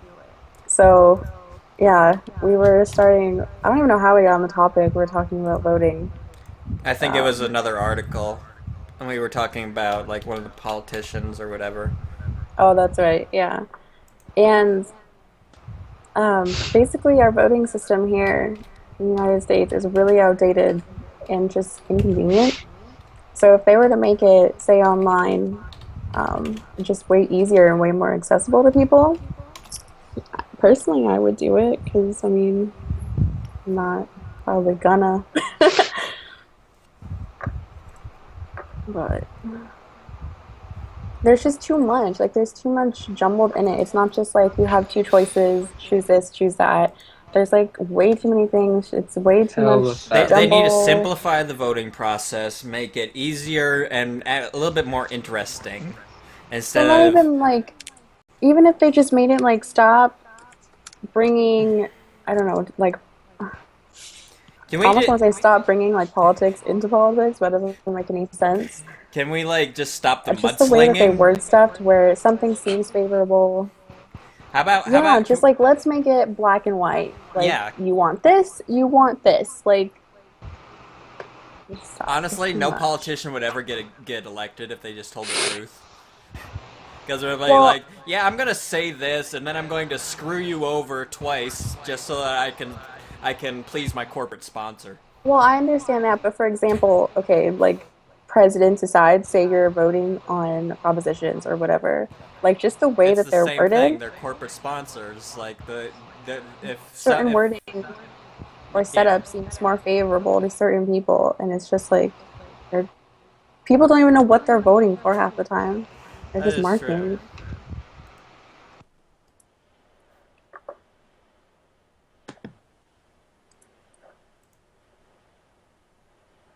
AP. Yeah. Okay, well, I'm like Yes. it just suddenly got real quiet. Yeah. I'm like, I know why. Check your phone. That's why. And everyone checks their phone. Should you not send something? I didn't. oh, all right. Yeah.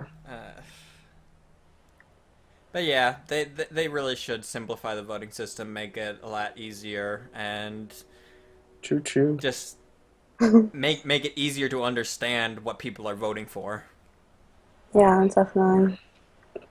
It's a little I hard mean, to keep up with everything on we've been political. It's America's very been criticized hard. this in the past about people are more vote more for American Idol than they do for president.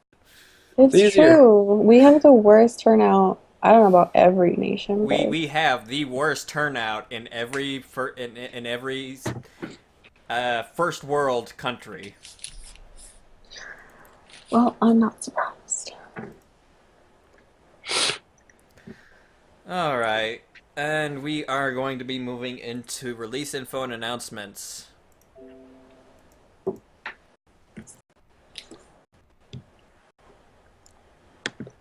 Who should be covering this? I don't know. Anyway, first one is Oddworld New Tasty has been announced has a March 27th release date for Xbox One. Thank That's you. cool.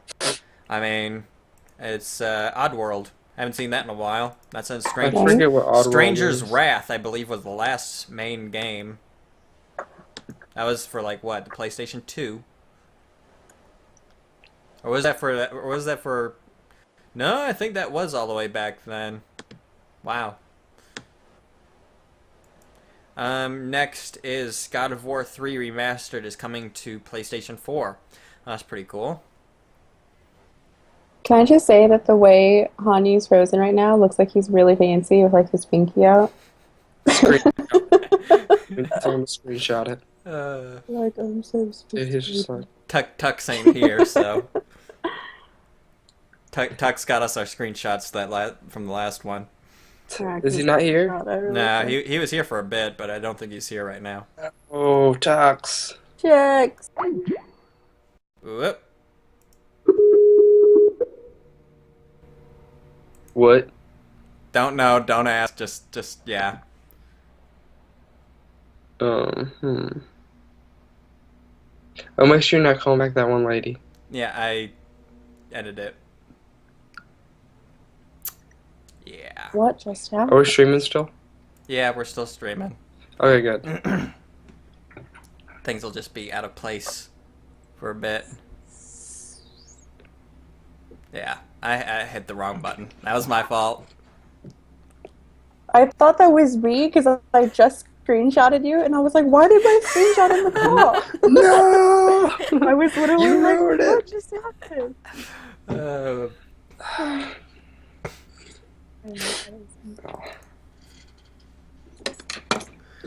Okay.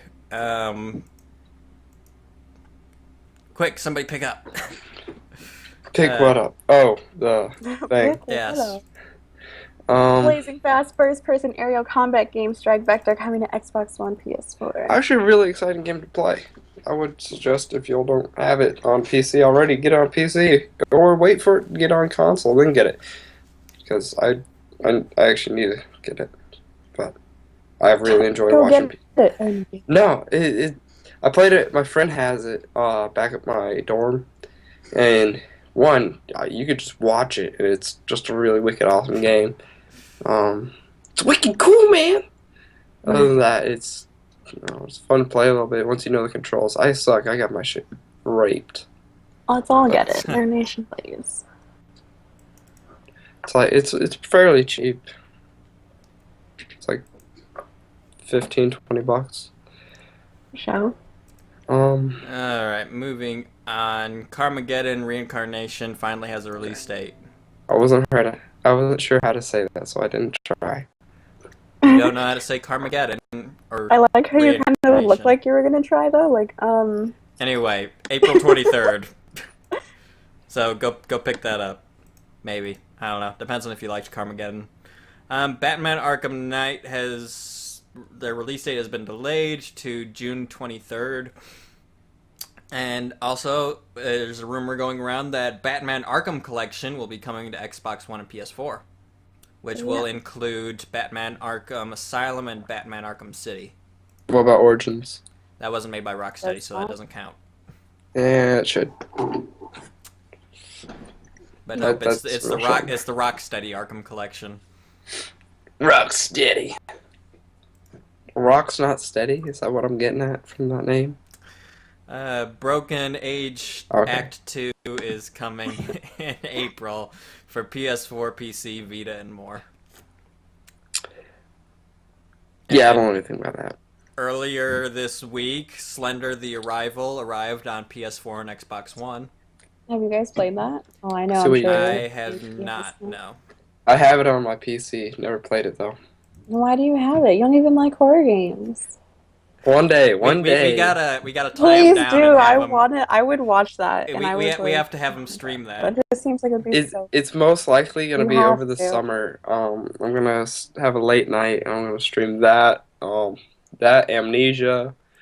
Yes, I love. I think was it Outlast. I think. Yes. Outlast, yeah. But actually, we have to have you play all that in the month of October. I Actually, might be in school. hold I'll on. be in school. So, you still do videos? Not late ones. I'm saying this right now. If AP reaches 500 subscribers on YouTube, he's going to do the entire month. He's going to do horror games the entire month of October. Get on it. Okay, I'm willing to do that. If we can get me to 500 subs, I will do the whole month of October. He's Of gonna horror. like not promote himself anymore now. He's gonna like go off of social media.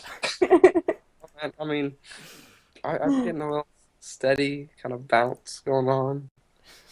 It's not the best, but I'm all right with it. I'm happy. Subscribe to his YouTube. It's in the channel information below. You want to see someone cry during horror games? I want to see that Good, so good bad. for that. That's good for ratings. I get so scared. I remember the first podcast I was on with my buddy. Like, I was just sitting here, and my computer was actually back there facing this wall, and my closet's right here.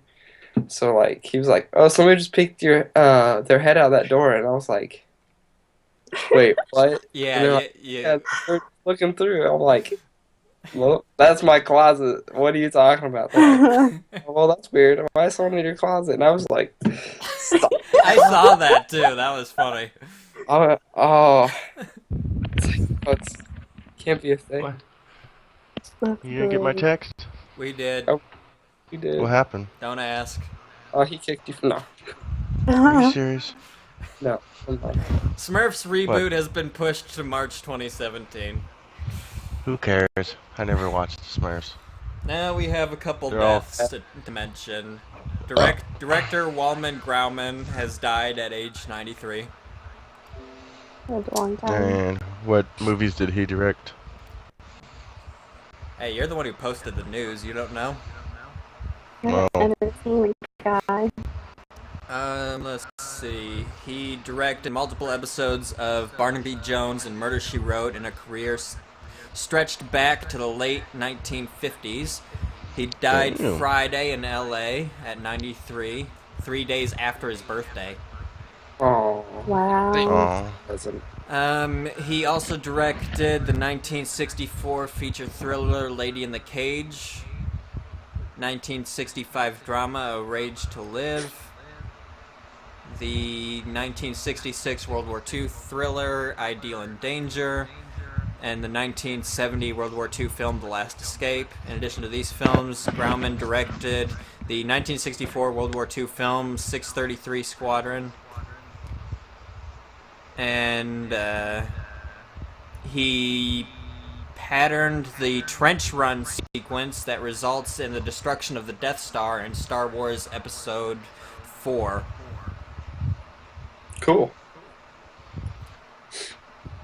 And he helmed 53 episodes of Murder, She Wrote and 49 episodes of Barnaby Jones. Wow. okay.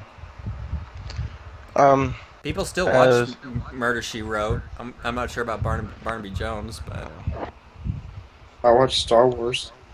everybody watches Star Wars. If you don't, you're Everyone's wrong. watched Star Wars. You're wrong. Something's wrong Go with back you to in that. your head. So aggressive. The next one I'll let Chris talk about. I don't think I know Zach knows, but Ashley and Nolan they don't. I'm pretty big on wrestling. I've been watching it since I was 13 years old. I don't really follow like. Pretty much, there's the WWE, which is World Wrestling Entertainment, and that's like the big leagues. Then there's TNA, which I refer to as the minor leagues for wrestling because its content's not really that entertaining. And then you have like indie promotions, stuff that really isn't televised, and it's more of like for small crowds. Back on the 21st, I believe. Wrestling's really popular in Mexico, as Luchador. their style in Mexico is luchador wrestling, and a lot of luchadors wear masks. There was a wrestler. He was a wrestling star, Pero Aguayo Jr. He was in a in-ring accident that took his life. The autopsy was released, I believe, yesterday. And what had happened was the match took place in Tijuana. He took a drop kick from Rey Mysterio Jr. He was a part of WWE. Then he asked for his release, and he started doing indie promotions, and he was in a tag team match, and he did a drop kick on Aguayo Jr. And apparently when Rey Mysterio has this move called the 619, and he drop kicks his opponent into the middle rope, pretty much like neck first. And then he's supposed to grab a hold of the top rope and the middle rope and swing through it and hit him in the face with his feet. But knowing wrestling, it's, they take measurements and precautions to protect their faces and all that. But it was a freak accident after he took the drop kick. Sounds Aguayo like Jr. maybe the rope snapped his neck. When he hit the rope, he fractured 3 vertebrae in his neck, Ooh. and broken neck. he died instantly in the ring. And some of the first reports said he died when he arrived at the hospital, but he actually died instantly in the ring. and there's videos of it. It's sort of disturbing because all you see Aguayo Jr. is you can tell he's not conscious. Um, the thing that though that pisses me off is that a lot of the wrestling community, the fans, they instantly started blaming Rey Mysterio for this guy's death. Well, that's not right. And it's not right. Rey Mysterio was also receiving death threats for That's what had definitely happened. not right. And to me, it pisses me off because these fans need to take in consideration that even though wrestling is it's fake, some of the bumps and spots that these wrestlers do can injure themselves and harm them. And how do you think freaking Rey A lot of- Mysterio feels? He just took someone's life. I mean, it was an accident, but still. But it's still, you have risks because a lot of moves can really mess up your back. Constantly have, some of these luchadors, they do all these flips and all this stuff, and they end up landing on their feet sometimes. That takes a toll on the knees. Knees, ankles, hips. Rey Mysterio over his career has had at least over 5 surgeries just for his knees alone. And yet he still does this. He does this because he loves it. But again, these fans, to me, they need to walk in these wrestlers' shoes, and it's a very demanding work schedule. When you're working for WWE, you're on the road 365 days a year. You never have a day off unless you request it. So these people, they put in a workload. Oh yeah. And it's just, it irritates me that these fans are, blaming Mysterio for this guy's death when these fans need to learn that it's a dangerous business, and Most a lot of wrestlers people are aware of that too. I mean, they know that they're what they do is a very dangerous profession. I mean, they get beat up for a living. In the article, it says Mexican wrestling star Perro Aguayo Jr. has died at 35 years old after an in-ring accident in a match in Tijuana. According to How are they ruling reports, it, by the way? Is Rey Mysterio going to be getting charged with anything? No, no. I'm not sure. I mean, this is a week-old article because he passed away 6 days ago. Yeah. The autopsy is out. In the autopsy, it says 3 fractured vertebrae, which killed him instantly. According to F4WOnline.com, he hit the ring ropes after taking a drop kick from Rey Mysterio Jr. And was injured either then or when his tag team partner Manic hit them as well. Either way, it seems to have been simply a freak accident. As seen in the several videos above taken from ringside, these are difficult to watch but don't show the exact moment when Aguayo seems to have been injured. Turns out he was actually dead, hanging onto the ring ropes. Mysterio and the other participants in the match continued briefly, with Aguayo's partner apparently unaware of the seriousness of the situation, pulling him out of the way of the action. Medical personnel are seen attending to Aguayo in the video above, but he died later in the night in Tijuana's Hospital del Prado. There are conflicting reports on the cause of death. Again, this is a 6-day-old article. The report above cites sources at the hospital who say it was cervical spine trauma caused by hitting the ropes. So it's not the drop kick that did the damage, it was him the hitting impact the ropes. with the ropes. Yes. In the video, see, when Mysterio drop kicks, you can see the impact on the ropes, and it's more like a whiplash sometimes. Yeah. So it's either him hitting the ropes or the effects of the whiplash thing. He does that. So, and that is my view and on that. May he rest in peace. That's crazy. All right. Sad news whenever anybody dies. Moving on to the bonus round. Your next electric car might be a virgin.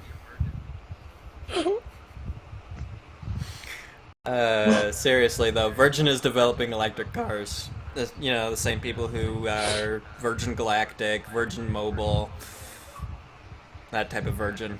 Yeah. Perverts, get your mind out of the gutter.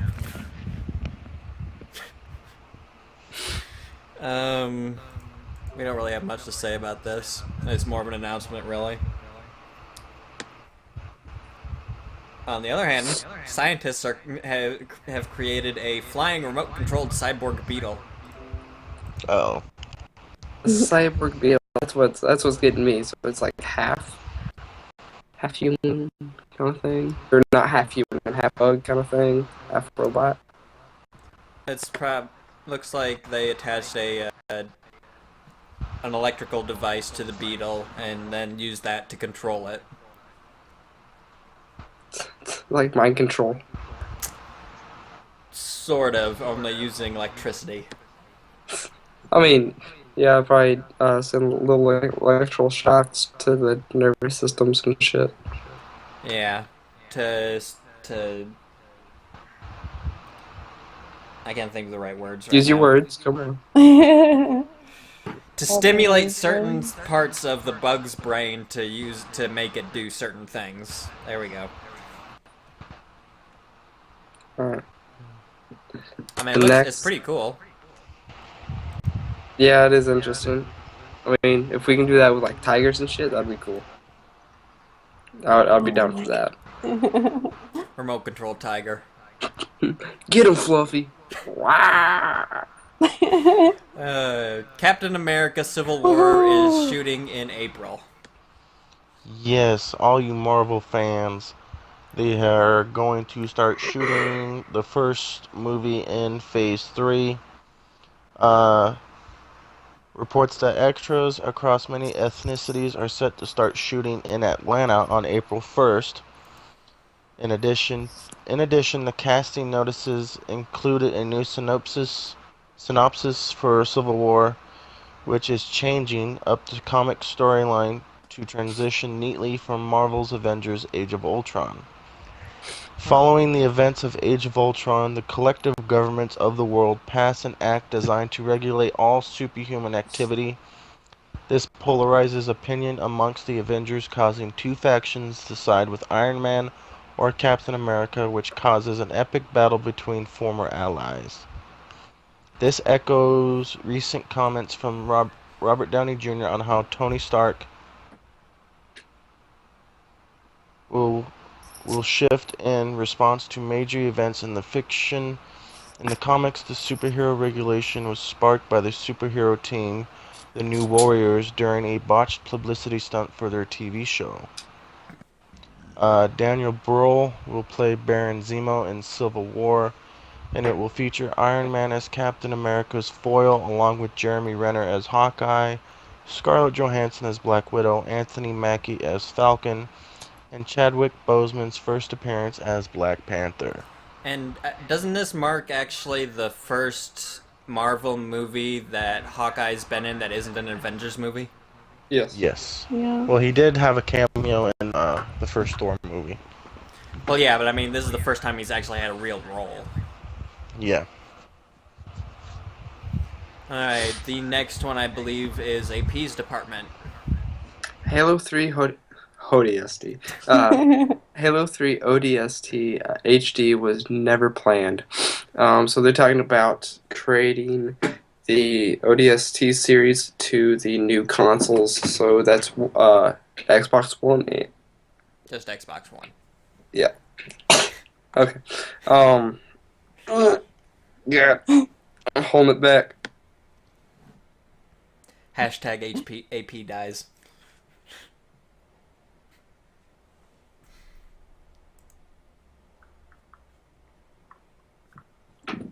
Okay, yeah, and then there are hundreds of Halo stories still to be told. Uh, so that's what the 343 boss says about that series. So I guess they're kind of hinting at a little more development in the Halo realm. Well, I they hope. are doing the TV series on Xbox, the Halo live Yeah, action series, and which they've that's done one off of. previously with Forward Unto Dawn too. Yeah, So isn't that where what's kind of branching off of was what? yeah, Yeah. Okay. and I mean it's really interesting. I'd like to see more expanding upon the universe. You know. I mean, we have novels. We have now the live action series that's running on the Halo channel on Xbox. So, and we've had comics. We've had spin off games like Halo Wars, which was it was all right. It was a decent shooter, not shooter, RTS. Top down thing. Yeah, Yeah, I didn't buy it. it was all Oh, right. It was a decent RTS. I mean, it wasn't really good, but Uh, Then up next is tech news, wouldn't it be? How Boeing no, I think that's more science news. science? How they really? patent defense force fields? That's pretty sciencey if you ask me. Science fiction maybe, but still science. Okay, Go. I'm back. I had to go talk to my sister. So Let me talk to her. Welcome. Ash, you're up. which one are we on? Boeing patents defensive force fields. hmm Aircraft and military manufacturer Boeing has patented a force field-like system designed to deflect explosion shockwaves. That's pretty cool. Yeah. I mean, it's not really what most people think of when they think of force fields, but it's still pretty interesting. Yeah, I can see that being very helpful. The Boeing patent titled "Method and System for Shockwave Attenuation via Electromagnetic Arc." That's a big title. Uses energy to deflect potential damage from shockwaves, much like the force field barriers in sci-fi worlds, such as that of Star Wars series. According to CNET, it works by producing a plasma field using lasers, electricity, and microwaves. When a nearby shock, not I that kind should, of microwave, no, yeah, that'd be funny though. You just see it looks like a just a microwave. Uh, my Notably, defense this mechanism. notably, this invention can only deflect shockwaves for now. It can't provide protection from direct impact of bullets or shrapnel. It is also unsuitable for creating a barrier that can be held in place for any length of time as it heats and ionizes the air. Still, it's the first step to the kind of force field we see in film. Though Boeing is known primarily for its work in airplanes, it has also been toying with other creative inventions. Last year, the company debuted a self-destructing smartphone for government agencies and other organizations seeking to securely protect its mobile data. I can see that being useful. Your phone gets stolen, Self-destruct. self-destruct. That all you have to find out who went to the hospital with burn marks on their thigh, There you and go. then hey, there's your thief right there. Give me a new phone. You pay my medical bills. Nope. Shouldn't have stole my phone. You didn't know I was packing. The next one. Well, I don't know. I'll just go with it. I'll just say it.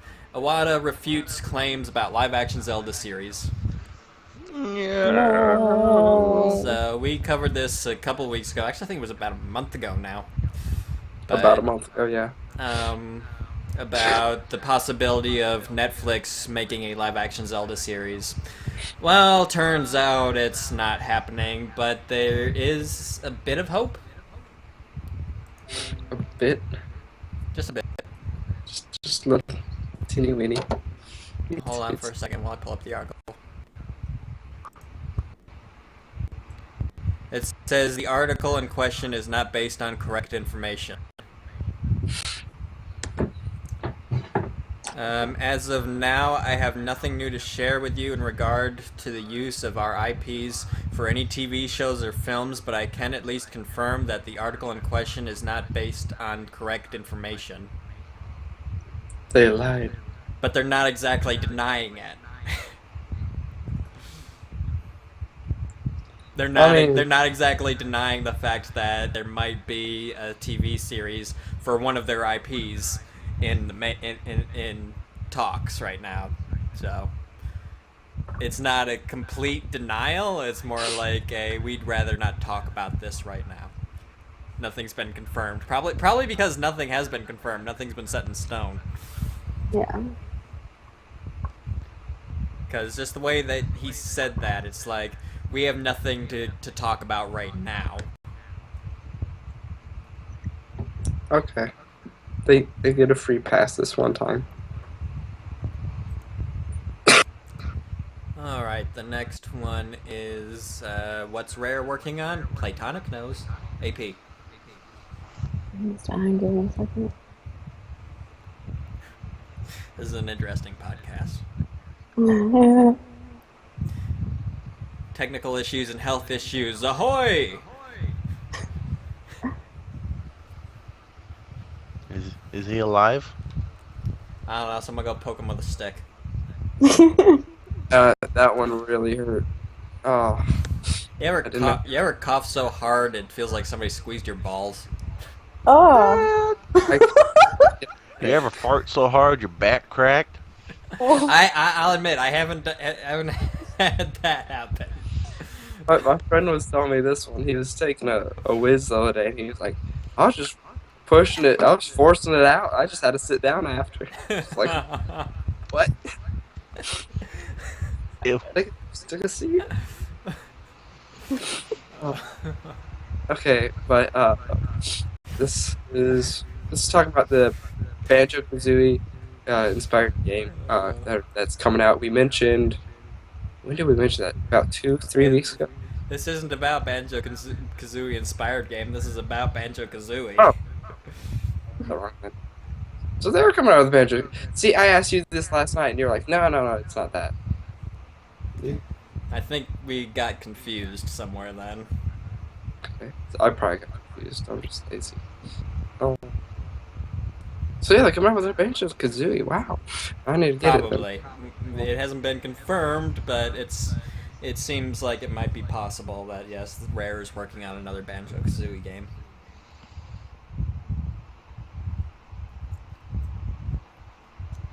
Keep in mind this is coming from people who are ex-Rare employees, so it's somewhat credible information. Yeah, it's... Yeah. Alright, now how many people bought Borderlands The Handsome Collection this week? Me? Nothing. Well, apparently, Borderlands 1 could come to Xbox One and PS4 if fans demand it, says Gearbox. So it's saying most likely will happen. Yeah, Yeah. more than I likely. Yeah, all more the than more likely. Borderlands. And the next one's going off something we mentioned earlier. Google Fiber is coming to Salt Lake City and four other places. You luckies. It is coming to, as the title of the article states, Salt Lake City, but it will also be coming to Nashville, Atlanta, Charlotte, and Raleigh-Durham. Is it going anywhere north, anywhere cold where it might freeze? I don't think so. So you stop that. No, don't do it. This one's great. I'd be like, like, what, is this podcast over yet? Almost.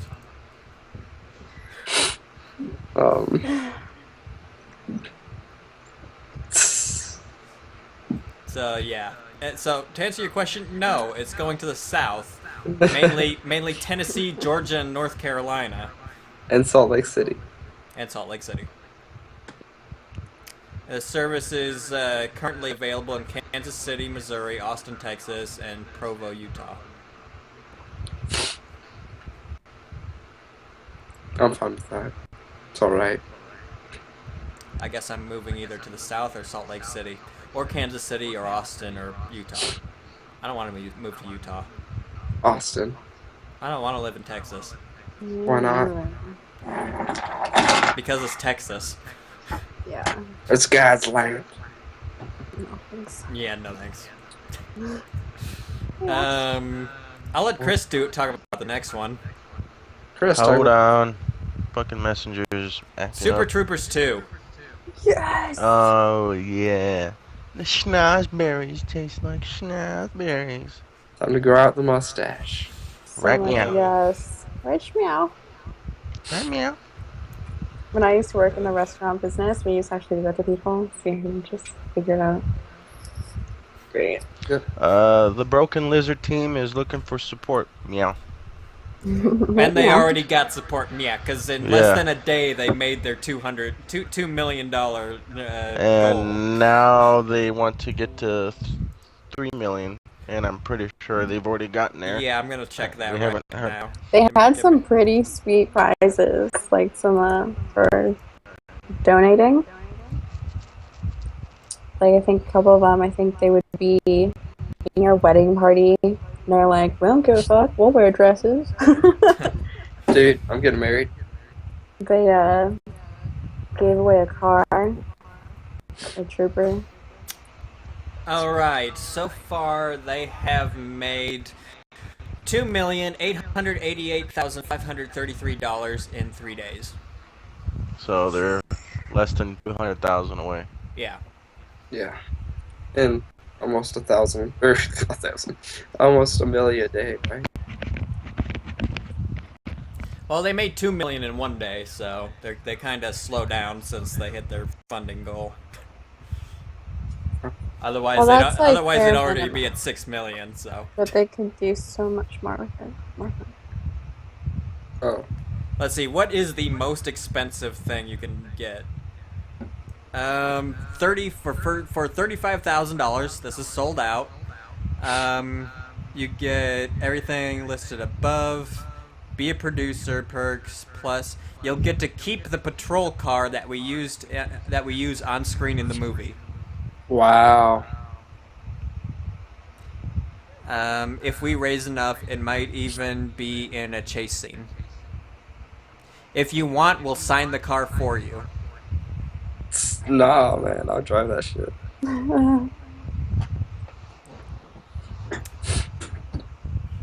We should have like a maple syrup drinking contest on the podcast. Why? No. I mean, would- I'll do it. I like maple syrup, but why? I vote you guys do it. Two of you. Ah, dude, hit me up with a beer bong. Oh. Oh,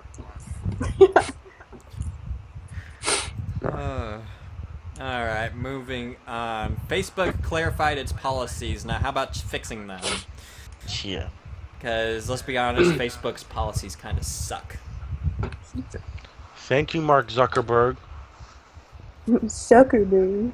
On the bright side, the actor who played you makes a pretty damn convincing Lex Luthor, it looks like. Yeah. Let's see. Moving on. Half of all Android users are at risk from security vulnerability. Uh-oh. I'm an Android user. So am I. Yeah, me. I don't know what I am. Sounds like a personal problem. You've Three got a out of lot of 4 problems. 3 out of 4 people are Android users. And one's undefined.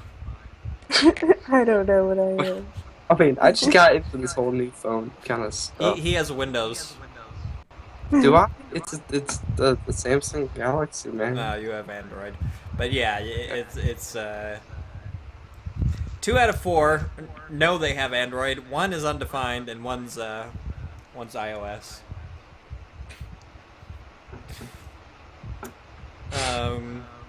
A new bill could help companies share cybersecurity threat information. I mean, that's good. I mean, letting other people know that there's a certain threat so that they can fix it so that it doesn't affect their networks. I mean, that's pretty good. Yeah. Reuters says the new bill, known as the Protecting Cyber Networks Act, has significant bipartisan support. Indeed, it claims that it has strong backing both in government and among the wider business community, and suggests it has a good chance of being passed by Congress, which is a good thing.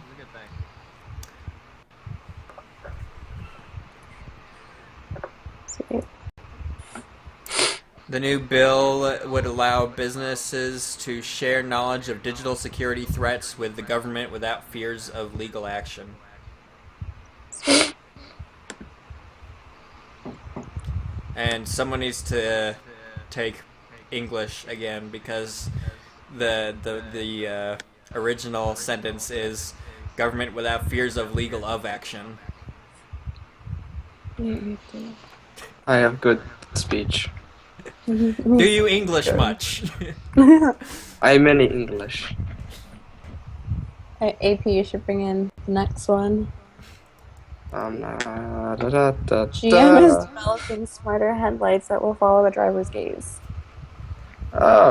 Yeah. So I've always like kind of bitched about this because I actually really kind of don't like driving, but I will do it. But I especially hate driving at night because it's like, oh fuck, oh lights, and my dog's about to bark. So Cough up a lung. yeah. So what these lights are doing is they kind of track your eyes and where you're looking. Shut up, dog. And so they kind of like help you more see where you're trying to like go, and they like really adjust to oncoming traffic and shit like that. So I'm really happy about this. That's a very nice thing. Cool tech, definitely. For sure. Mortal Kombat The X Fighters. next one. Yeah, we've been covering this basically since Yeah. podcast 1. So how many do we want to go over? What we No, we're not going over any. If they want to look up, I'm just gonna count. Okay, the current roster is 29. Fuck. Yeah. Yeah. And I am Any going. newcomers? I'm just gonna list off the rumored fighters right now, which they've added to. And I'm actually excited for one of the rumored fighters because I've mentioned him a couple times already. Baraka. Obama. He's in. Oh my god. Barack Obama. But Baraka, you know, the guy with the Wolverine-like blades that come out of his wrist. Yeah. But only it's one. I thought he was blade. confirmed. Nah, he's under rumored right now. No. But also, other rumored fighters include Sindel, Bo Rai Cho, Cabal, Cyrax, Smoke, Rain, Striker, Nightwolf, and Fujin. And that comes out in what, 2 weeks? I believe so. So they got 2 weeks to take those rumored and confirm them. Release date is April 14th. So yeah, a couple weeks. 3 weeks. Wrong.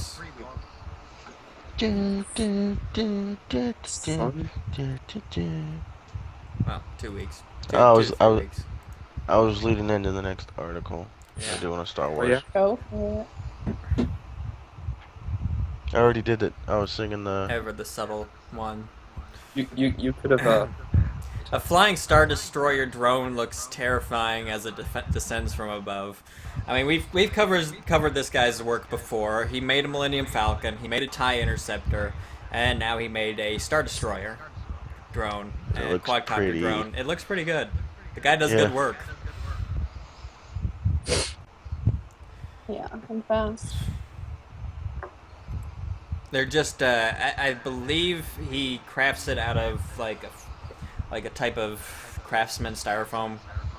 It's Yeah. like, Yeah. It's like harder, Something more lightweight. harder, more tightly packed, so so it has durability. It won't just break if it lands Yeah.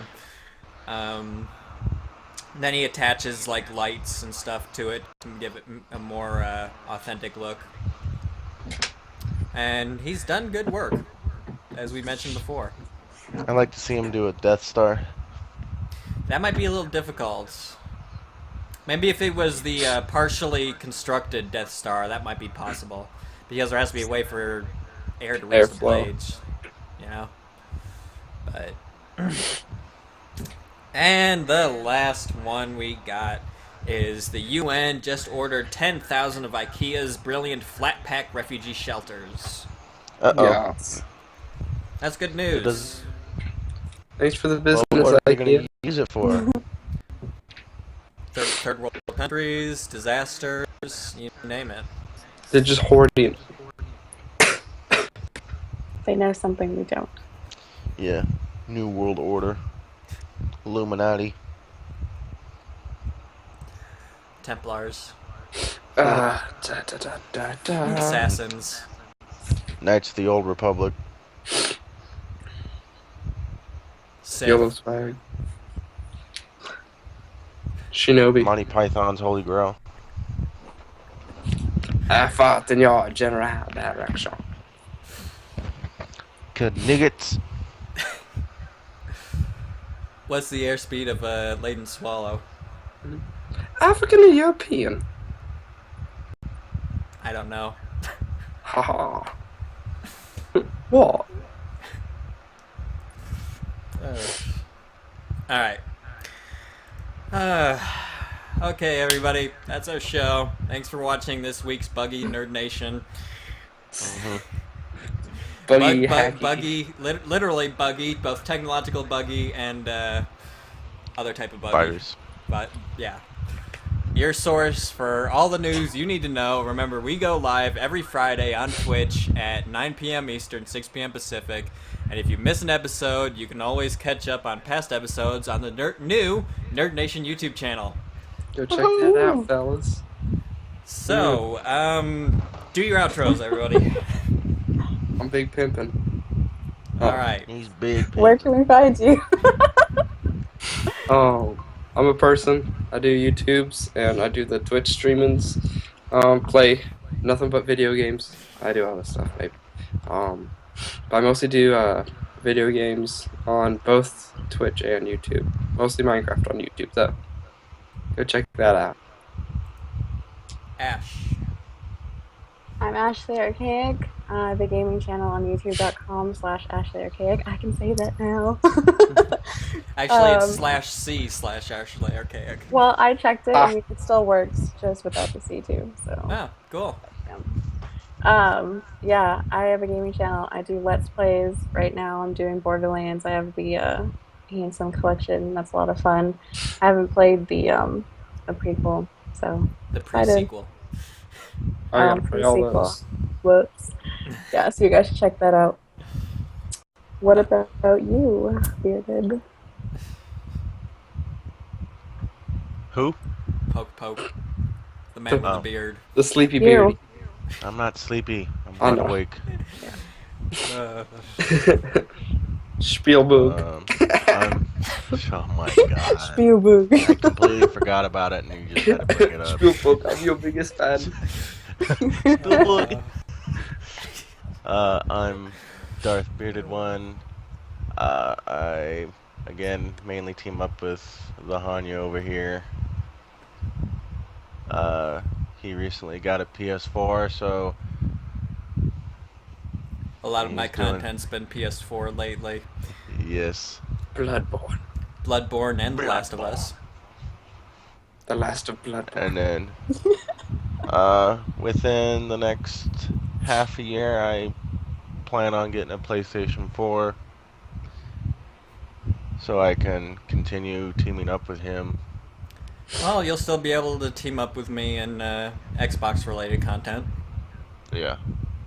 such I don't- as the continuation of GTA Online Presents, Yes. and then we're quite possibly this Tuesday record some That Call of train. Duty Advanced Warfare for the new DLC that comes out. yes, that's going to be fun. Checking out the new So- maps and stuff. New dance maps. Yep. Ooh. And as he said, and I mentioned, he mostly teams up with me, and Most of the time, you'll see him on my Grand Theft Auto Online Presents, GTA Online Presents series, which is mostly him and me screwing around in online lobbies, doing some bounty hunting, just general mayhem, us killing each other, and then killing other people killing us, doing some random jobs here and there, general fun and nonsense. And other than that, recently, as he also mentioned, I have gotten a PlayStation 4, which came with The Last of Us Remastered, which I am doing a playthrough on my channel. And I also recently picked up Bloodborne, which is really fun, and I'm actually going to be streaming that a little later tonight. That being said, all the links to all of our information is in the channel information below us, including a link to the Nerd Nation YouTube page, the Nerd Nation Facebook group where all the news gets posted, and the Nerd Nation community page, Facebook community page, where we post a whole bunch of nonsense and generally have fun with our community. So many. And that being said, oh, and for those of you who were with us earlier, the links to our interviews, the person we interviewed today, the links to all the information about their game, the website, their Twitch, their not their Twitch, their Twitter, and their YouTube channel is all in the interview section below as well. The interview will be going up on YouTube also. The Nerd Yes. Nation YouTube, that is. So, until next time, everybody, have a good one. It's nerdy. See ya. Adios. Geek out.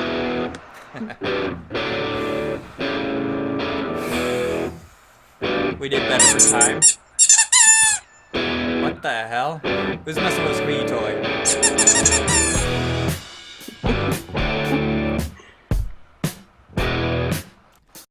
So, reading back through the text messages,